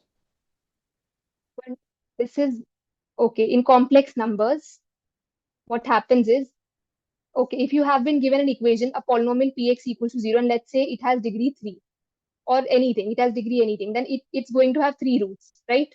Yes, ma'am. Now those roots can either be real or they can be complex. That's the only possibility. Yes, ma'am. So the complex roots appear in pair. So if a plus iota b, that's how complex numbers look like. A plus iota b, like 3 plus 4 iota. It's not in the syllabus. So if this is a root, 3 plus 4 iota is a root of px, the polynomial, then 3 minus 4 iota is also a root of this polynomial. Yes, ma'am. That's why if you can't have just one complex root. Either you'll have 2 complex root or 4 complex root. 4 or Okay. 6. You'll Yes, always ma'am. have even number of complex roots to make pairs. Yes, ma'am. So this polynomial cannot have one root counting multiplicity. I'm repeating this term over and again. Counting multiplicity or including multiplicity. You can't leave that thing. So let's say, okay, this is all. So if let's say you have a polynomial with degree 5, then how many real roots can this have counting multiplicity?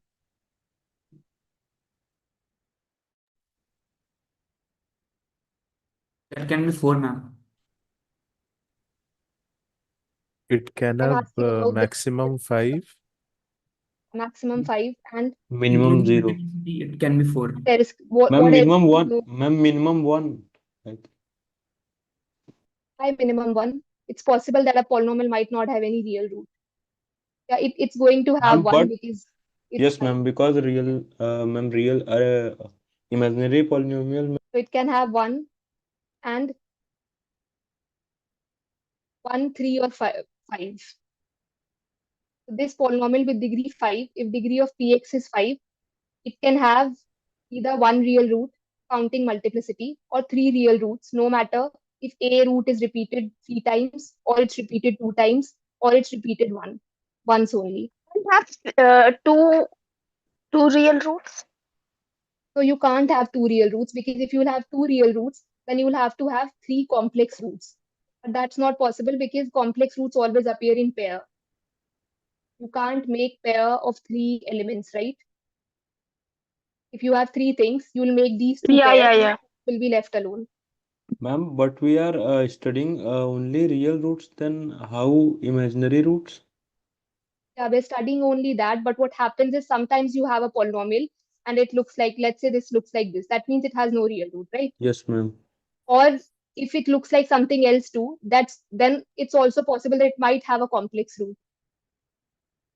That's why you need to know how many real roots are there. How many real roots are possible. So you can know how many times will it cut the x-axis, right? Like for this one, a polynomial of degree 5, it can cut either 1 time, 3 times, or 5 times. It can't cut the x-axis 2 number of times. Ma'am, but if not an imaginary root, then it is possible that a polynomial has 4 roots, even if its degree is 5. 4 roots, it cannot have 4 real roots.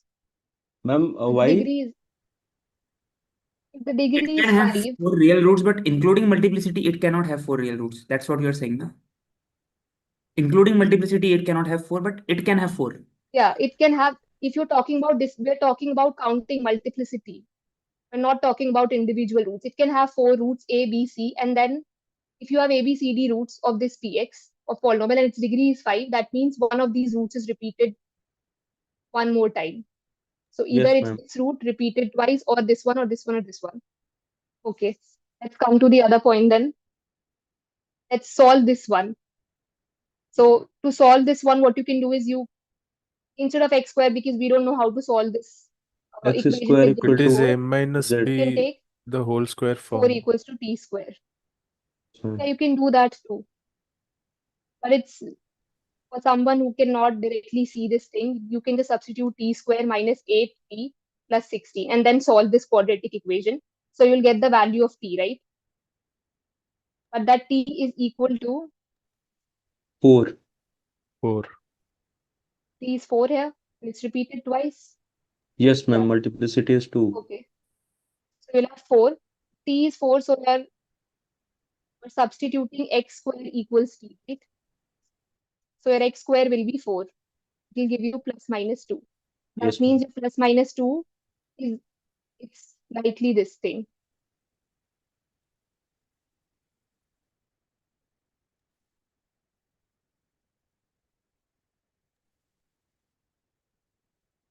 So these will be the roots then. Let's do another type of question. It could have been this too. When we go to the equation, ma'am, just one. Okay, so it's a biquadratic equation. Yeah. So This one's a special sort of biquadratic equation where you can convert it to a quadratic equation. And then ma'am, to solve a biquadratic equation, we have to always convert it into a quadratic equation, then solve it in a way. We're saying that. you can't always do that. This you can do because your x cube term is missing. X term is missing. That's why you can do that here. Okay. If you have x cube term here, then you can't solve it by converting into a, it won't be convertible into a quadratic equation at all. Okay, ma'am. Next example is this one, 4x square. Here we have minus 3x plus 12. So this we've already seen where you can take things common. Common in the sense you can take factors to be common, and it might not be very visible to you from here, which factor to take common from this entire thing. So what you can do instead is you can split them into parts, this one and this one. This one's very easy because it's clearly visible. You can take x square common, you will be left with x minus 4. And you can take 3 common, you will be left with x minus 4 here again. X is equal to 4 and plus minus 3. You cannot take common 3 because Wait, I've taken minus 3 common, right? What's the problem then? Ma'am, correct, ma'am. Ma'am, cubic equation is not into the syllabus, ma'am. So, Yeah, but you can be given polynomials like this. You might have to ma'am, it is there. The figure cubic equation polynomials. is in the syllabus. There are graphs of cubic equations all the ways in the practice.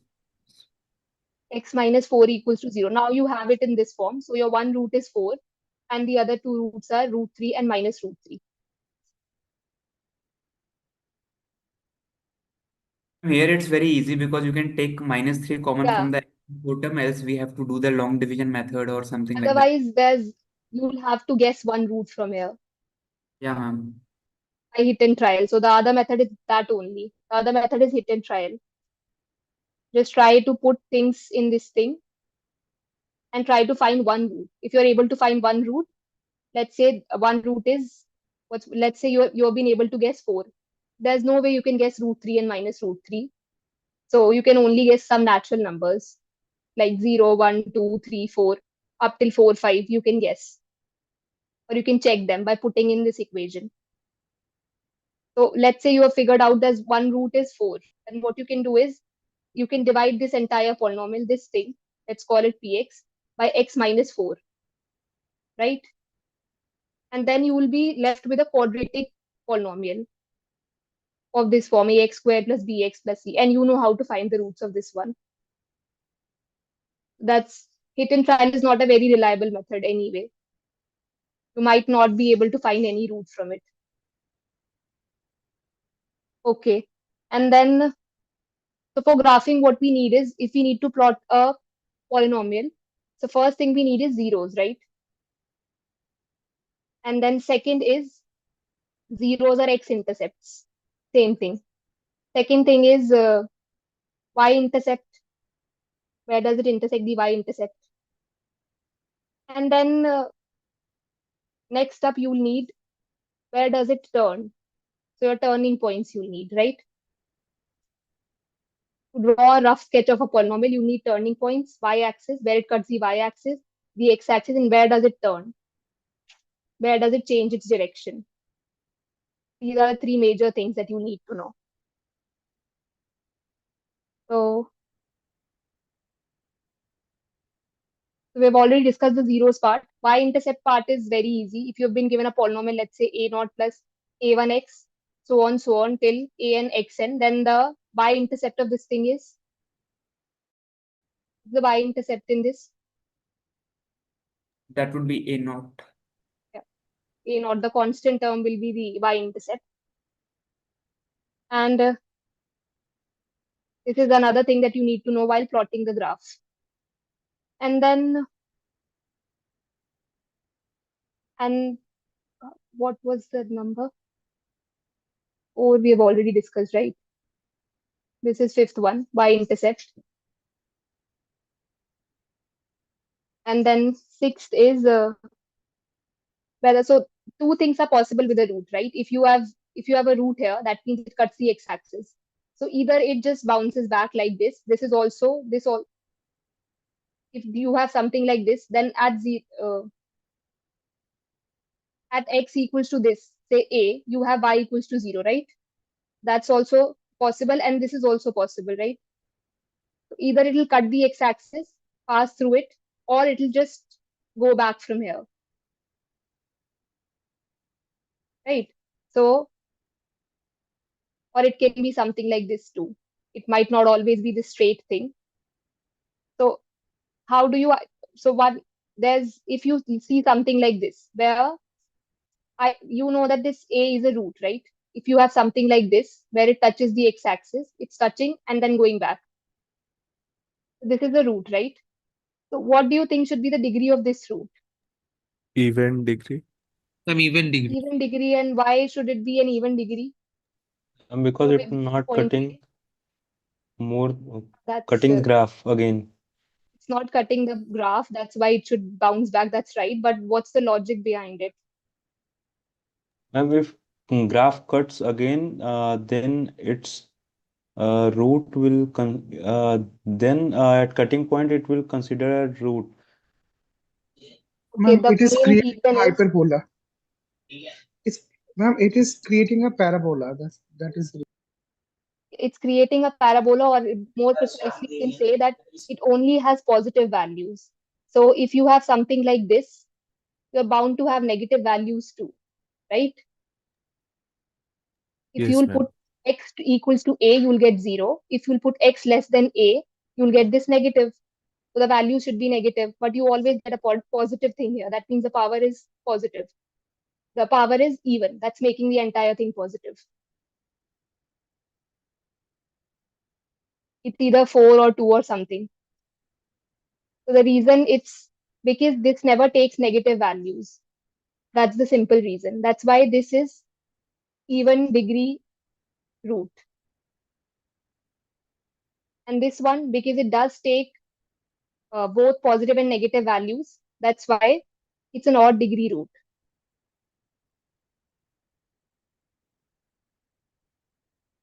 Is it fine? Yes, ma'am. Okay. And then there's one more thing, which is if it looks like, if it looks something like this thing, where there's a straight line or something similar to a straight line, then it's most likely this. This is the factor that comes from here. Or if you have something like this, where there's a point of inflection,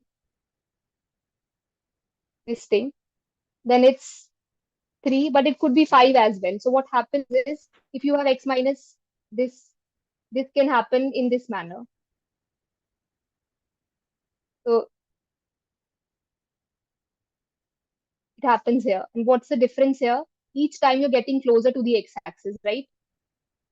In each of these curves, if this is C1, this is C2, this is C3, then in each of these curves, it's cutting this x-axis only at one point, at this point. But each time it gets steeper. So this is the cube one. And as you increase the power, if you do x minus a to the power 5, this should be corresponding to C2, this should be corresponding to C1. And then if you do x minus, I think we've already discussed it in some previous class, in some other manner. And this can be this thing, if you have to arrange it. Ma'am, it should be actually altogether different, because x minus a cube should be C3, ma'am, because it's steeper in terms of slope. It's going. Oh, no, Ma'am, it's I'm this. saying that the slope of C1 is more than C3. So the degree of C1 should be more. The slope of C1 is more than C3, so the degree of C1 should be more. This is the slope of C1. This is the Yeah. slope of C3. How do you decide that this slope is more than this one? Depends on the Ma'am, negative when and you positive cut the aspect line as of well, right? C1 and C3, This is point A. yeah, So ma'am, the slope of C1 is more steeper, I'm saying, as per the graph. When you draw a line at C1, just at the point just before the A1, when you draw the line, the slope of C1 is more than C3. So the degree of C1 should be more. So it's after A, if you'll put the value here, let's just take 2 only. You have this C1 and then Hmm. C2. This one's, Ma'am, it's clearly from the graph, the just slope of hold on a second, hold on. We don't have enough time to discuss things here. We're already running out of time. So Yes, this is but the slope of C1 according to the graph is more steeper, so it should be to altogether hold exponential, on na? for a second. Is that possible for you?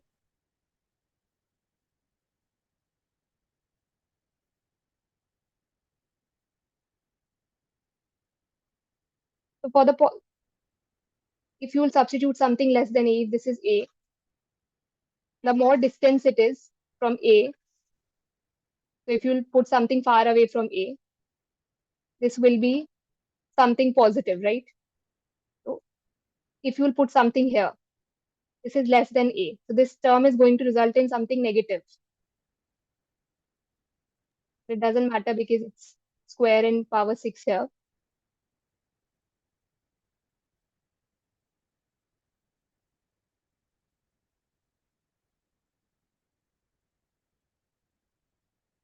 So let's say if this is 1 here, we'll put 1 here.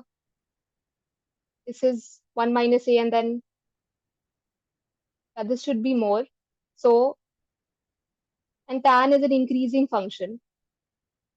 That's what I'm saying. That if tan is an increasing function, then the more the angle it makes with the x-axis, the more slope it has.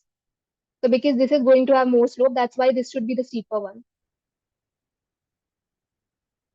No, ma'am, the angle should be taken from the anti-clockwise direction. Na? You are taking it from the clockwise direction. We have to take it from the anti-clockwise direction. So that's slope If is this more. is it and this is the point, and you want to find the slope here,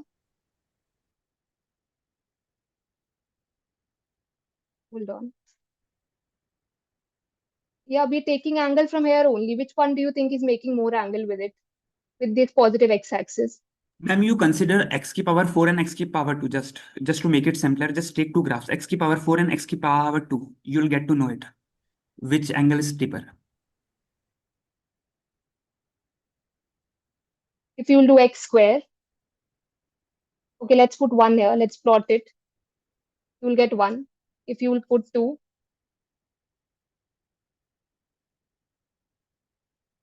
4, When you see the graph of x ki power square and x ki power 4, and the this will power give you 4 is 1 and 16. So this is going to be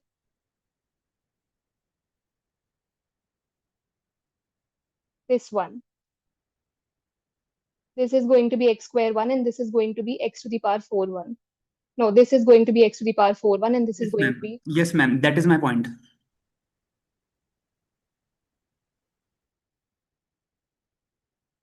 let's take x cube and x to the power 5 then. Let's just take x cube and x to the power 5. You'll put 1, you will get 1. If you'll put 2, you'll get 8. If you'll put 1, 1. And then if you'll put 2, you'll get 32. And on the negative side, you'll get minus 8. And here you'll get minus 32. While plotting, it's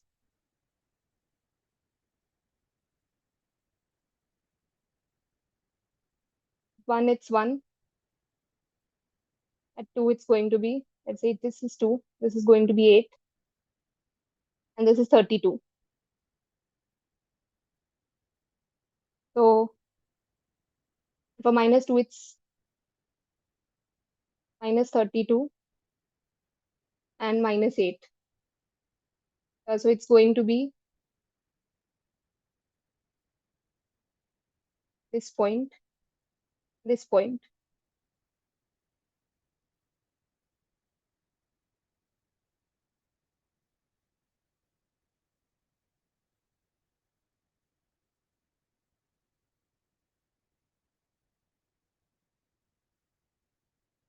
All right, then this must have been the opposite order then. Fine. Ma'am, the order should be different. Just, okay.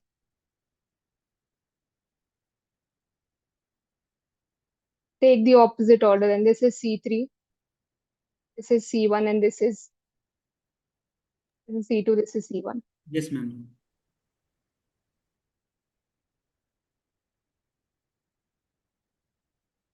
And then next up, we have discussed how multiplicity 1 looks like, how multiplicity 3 or other ones look like, and then 2 and 4 we've already discussed as well. 2, 4, 6. Then we can just try to plot one curve. Let's just take any random curve.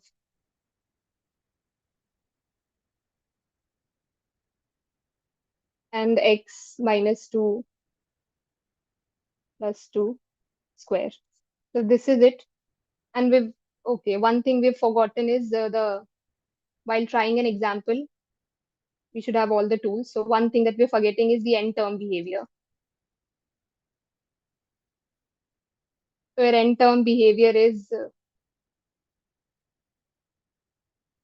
when x tends to infinity, one end, and the other end is x tends to minus infinity. This is your other end. So, and it's decided by the coefficient of the highest degree. So if you have a naught plus a1x and so on till a and x to the power n, then this is the coefficient that decides everything. So let's say if you have the highest degree is even, for simplicity, let's take 2. So if you have this thing, this is the highest degree term.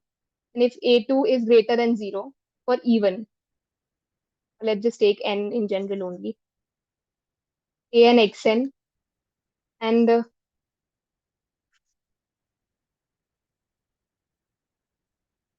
if your n is even,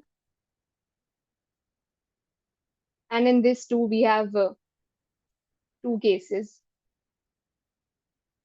One is where your an is greater than 0, and the other one is where an is less than 0. It can't be 0 because this is the highest. For this to be the degree of the polynomial, an has to be non-zero. This is not 0. So if an is greater than 0, then and n is even, then this thing, no matter what the polynomial is, this is going to tend to, let's just say the polynomial we're discussing is px. Then your px will tend to infinity. And if your an, this one is going to tend to minus infinity.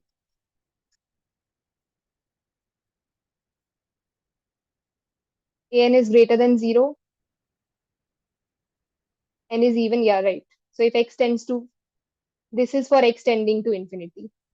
This we are discussing when your x is tending to infinity.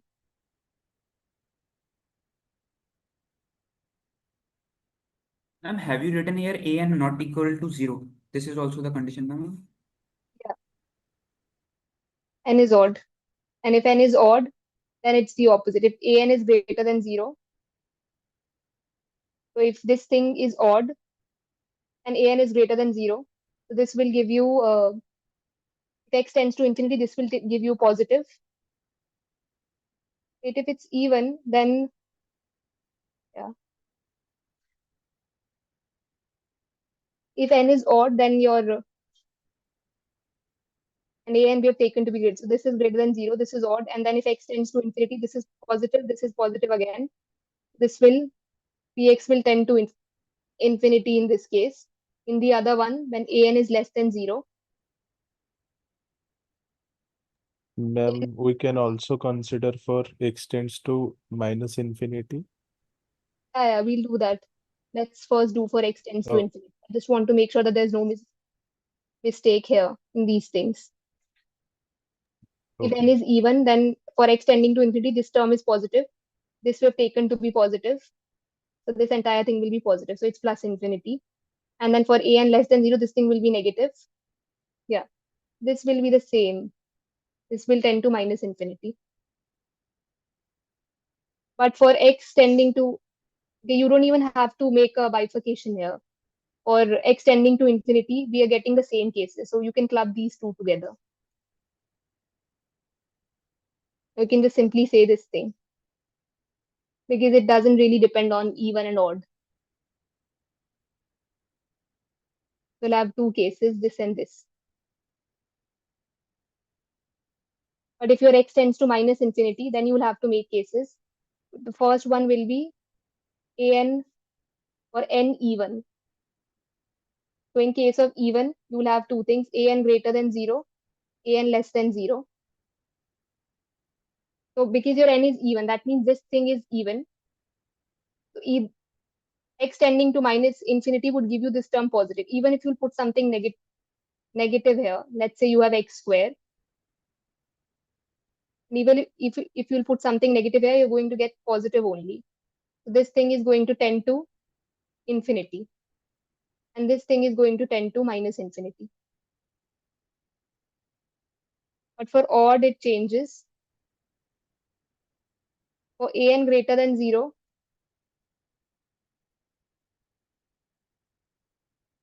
if your an is greater than 0, and let's say you have a cube, you have x cube here, this tends to minus infinity. So this entire thing is going to be negative, and this is greater than 0. So this will result in px tending to minus infinity. And this will result in px tending to plus infinity.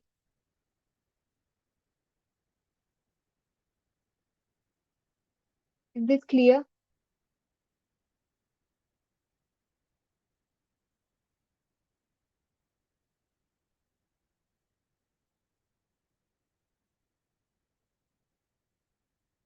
Okay. And then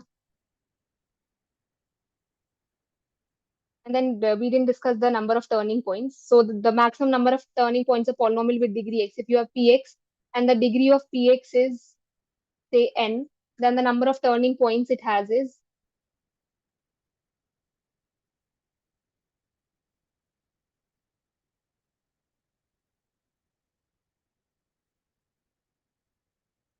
less than equals to n minus 1.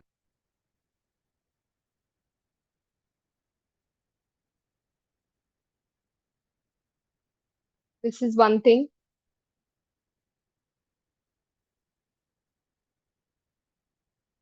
Okay, let's try a question then. Let's say you have x minus 1 square, x plus 3 cube, and x plus 2. Let's say you have these things. Then while sketching the graph, first thing is, let's see the n term behavior first. So if your x tends to infinity, the leading thing will be x square from here, x cube from here, and x from here. So it will be, and all of them are positive, I guess. So this is an is the leading term is going to be positive here. So in this particular case, your leading term is positive. So when your x tends to infinity, this entire thing is going to infinity. Because it's 1 here, right? X cube, it's 1x cube. So if your x tends to infinity, this entire thing will tend to infinity. And if this thing tends to minus infinity, your x cube will also tend to minus infinity. So it's like this. When your x tends to infinity, your y also tends to in this direction and in this direction. This is the first thing that we know about this graph. Then we have roots at 1. And here we have a root at -2 and -3. We know that it is going to look like this thing, right? Because it's going to plus infinity because of this reason. So it should be in this direction. And on this side, it should be in this direction, right? Now it depends whether it will just cross this thing from here, or it'll cross this line from here, or it'll just go back from here. So because this is 1, so it should turn from here, right? Ma'am, x tends to minus infinity, ma'am. Ma'am, one term is also x plus 2. It's have also odd degree.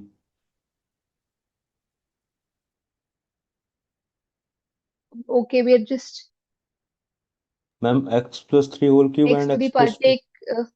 we have x to the power 6 here actually. Yes, ma'am. Total X tends to plus infinity. Yes, ma'am. Thanks. This is x to the, we should be considering x to the power 6. This is the same, but here it will change. So it should go to plus infinity. So this direction will change then. So it should be this then. Now it either crosses or it just passes from here. So because this is a double root, so it should just pass from here. And then at 3, because it's the degree is 3, so it should cross from here. And we've already discussed that a polynomial is a continuous function. So it'll have to, no matter, there's no choice, it'll have to turn from here, right? To cross -2, you'll have to make it turn from here. So it'll have to turn from here. And we know that at 2 it crosses because the degree is 1. Or degree it should cross. So it should be this. And then if you can find the y-intercept of this. So y-intercept is going to be -1 into 3 cube and 2 square. So this will be 27 and 2, 54. So you should have 54 here. 0, 54. It will pass this point from here. So it should be like this. Ma'am, how did you come about 54 here? The y-intercept, it's you just put x0 here, and it's 3 cube is 27, and then 2 times it's 54.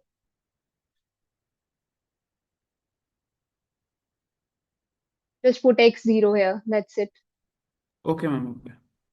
And one more thing to be more precise about this is you can just take, because let's say this is the polynomial that you've been given. So what you can do is you can take p dash x equals to 0. Now for that you'll need to know what this p dash x is. It's the derivative. So if you have this thing a0 plus a1x plus a2x square, and let's say you have only till this part. So what, or a and x to the power n, then the derivative, if this is px, then your p dash x should be, this will become 0. So you start from an, this will be n a n x to the power n minus 1. So take this power in front and reduce one power from here. Then n minus 1. You add n minus 1, you add a n minus 1 x to the power n minus 1 here, right? So it will be a n minus 1 and x to the power n minus 2. And it keeps going on till a1. This is your derivative. For example, if you have 3x square plus 2x cube plus 4. So what you do is this becomes 0. You take the 3 in front. So this will be 3 into 2, 6. And then reduce one power from here. So it's 2. And then take this to the front. So this will be 3 into 2. It will be 6 and reduce one power from here. So this will be your derivative. Why I'm telling all this is because if you equate this entire thing to 0, then you will get the points where it will be like this, where your slope would be 0. So if you find the derivative of this and you see that the root of the derivative is negative, that means this graph should look like this. To make it more accurately, we already know the basic of this graph. The basic outline, it looks like this, right? And last point that you said when you were solving it in the top right bottom. 1 second. This thing. Yeah, what? Top right bottom, this one. The top right bottom when you differentiate p dash x. Yeah. Yeah. This. Yeah, ma'am. So what was the point came from that is? Yeah, we're discussing that here. The point here is if you get p dash x equals to 0 at, say, a negative number, that means the derivative becomes, so it should be here. So the turning point should be here. Right now, you just know that the intercept is this. So you just know that it could be this thing, right? You have an intercept at 54. Let's say this is 54. Y equals to 54, this is 0, 54. Now you don't know if your graph looks like this. It could be that your graph has a turning point at this point only, right? It could look like this, or it can look like this thing, -2, 1, where it looks like this, where turning point is at a negative number. And then it crosses at 54, and then it comes here, right? Or it could be in this manner, where your turning point is here at some positive x. So if the root is, if this root, if your x is negative, then it's this case. If your x is positive, then it's this case. And if your x is 0 only, then it's this case. You have a turning point here. You have derivative here. a turning point here. Or in this case, you have a turning point here. Is it fine? So if the derivative is 0, then Okay, let's say you get the derivative at 0 at 1. When you solve this, you get x equals to 1. That means not 1. Let's say you get minus half. If you get minus half, then that means it has a turning point at minus half, right? X equals to minus half, it turns. Because when the points at which your derivative is 0, those are the turning points. Ma'am, but when we are differentiating once, we are getting the like maxima minima, and when we are differentiating twice, we are getting like if the double differentiation is positive, then it is bulging upwards or downwards. That's not needed here. To sketch this graph, you already know that you're going to get a maxima only. But the point is, where would you get it? Would you? Okay. If you just know this thing and you're not doing this derivative part, then the problem is, for rough sketch, this is fine. You don't have to get into all that. But if you have to make the graph in more detail, then what you can do is, let's say you get your derivative is 0 at minus half. That means there's a turning point here at this point, right? And then you meet this point here, which is 0, 54. And then you go here. And let's say if your turning point is at plus half, this is 1, right? That means your graph looks like this then.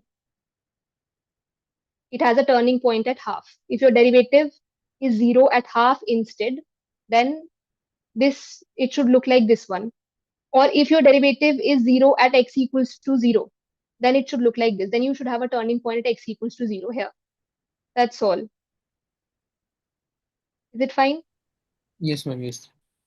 Okay. I think that is it for today. If there's anything that anyone wants to ask, you can, else we can end the session here.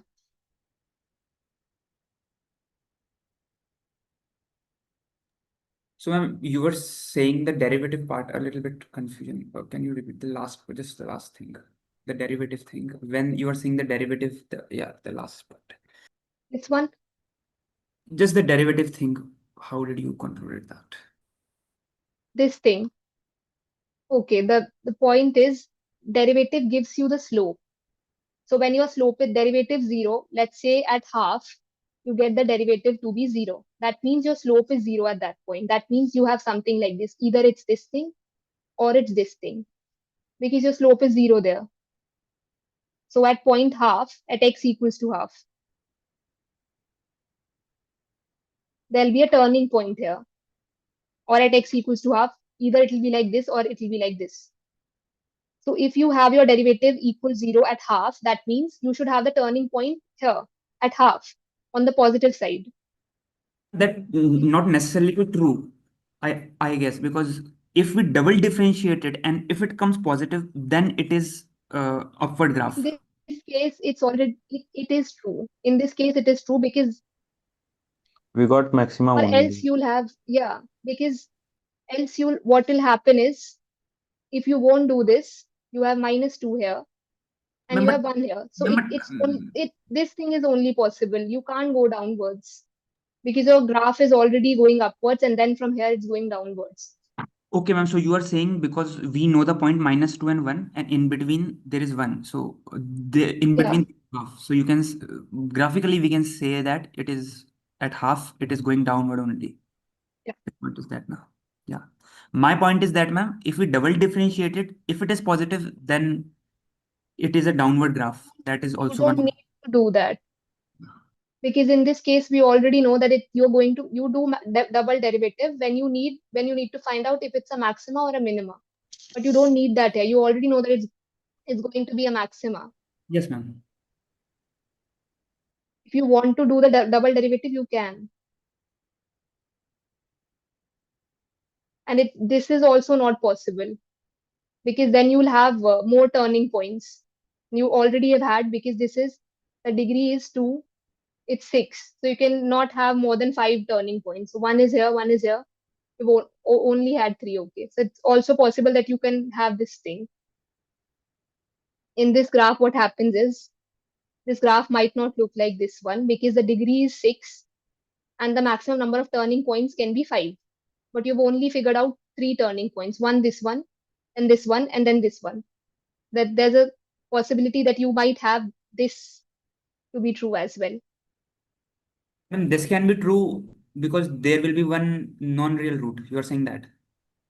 So not because of the non-real root, because you can have at max 5 turning points. So if you Okay. have 5 turning points, then it will look like this: 1, 2, 3, 4, 5. This is not even a turning point. Right now, okay, we have a turning point here. So it will look like this. If it has less than 5 turning points, then it will look like this, the one that we drew, this one.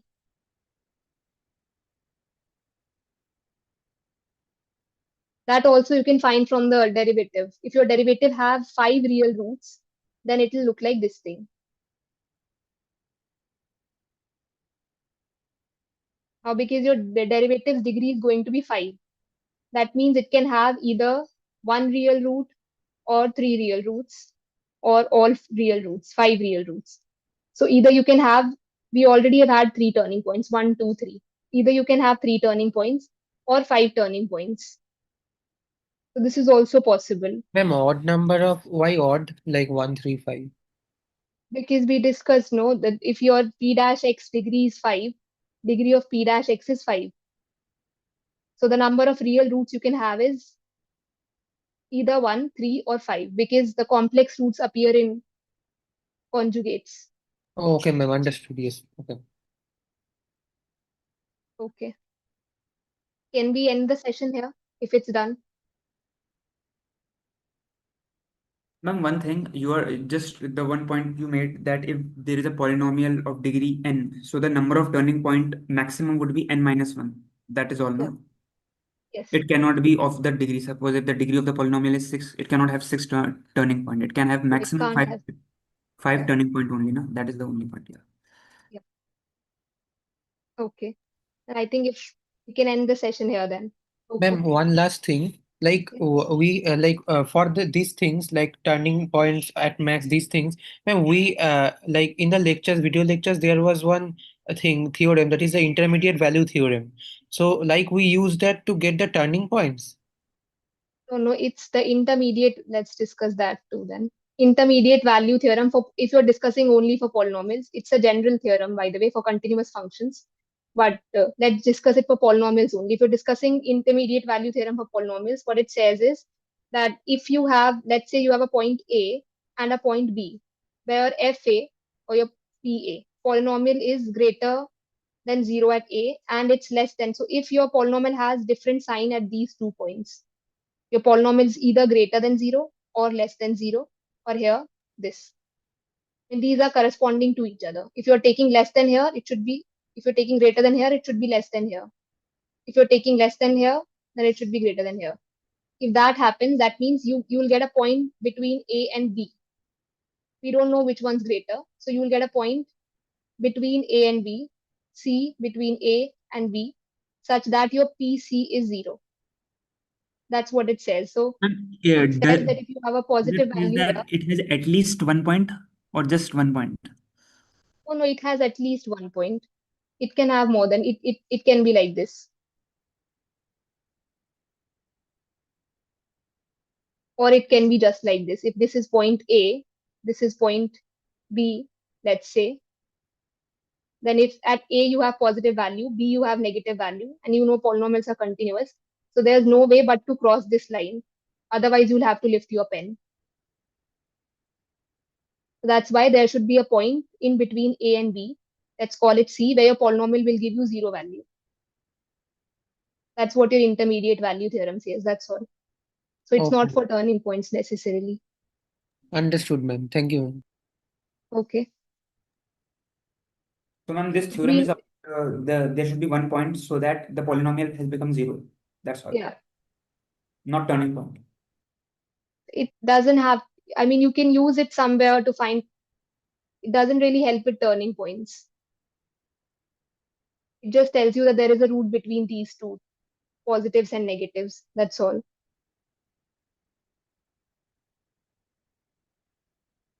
Okay. Can we end the session?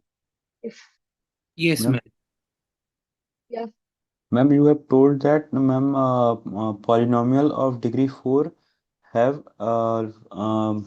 roots either 0 or 2 or 4, including multiplicity. Yeah.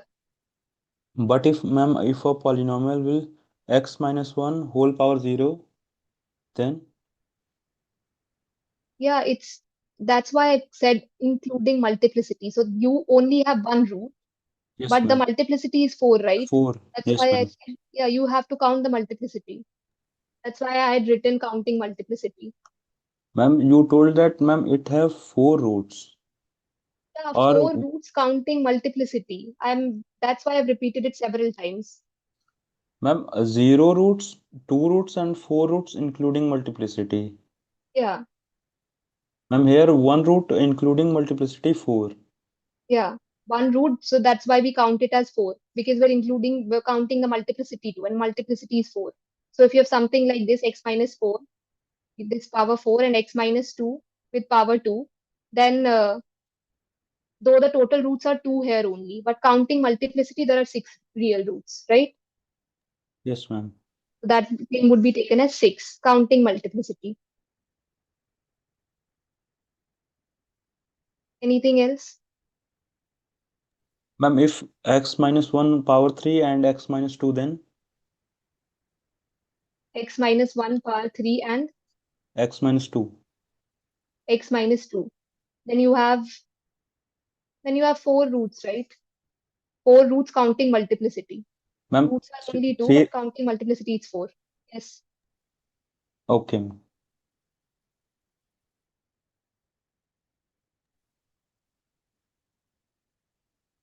Is it clear? Can we end the session?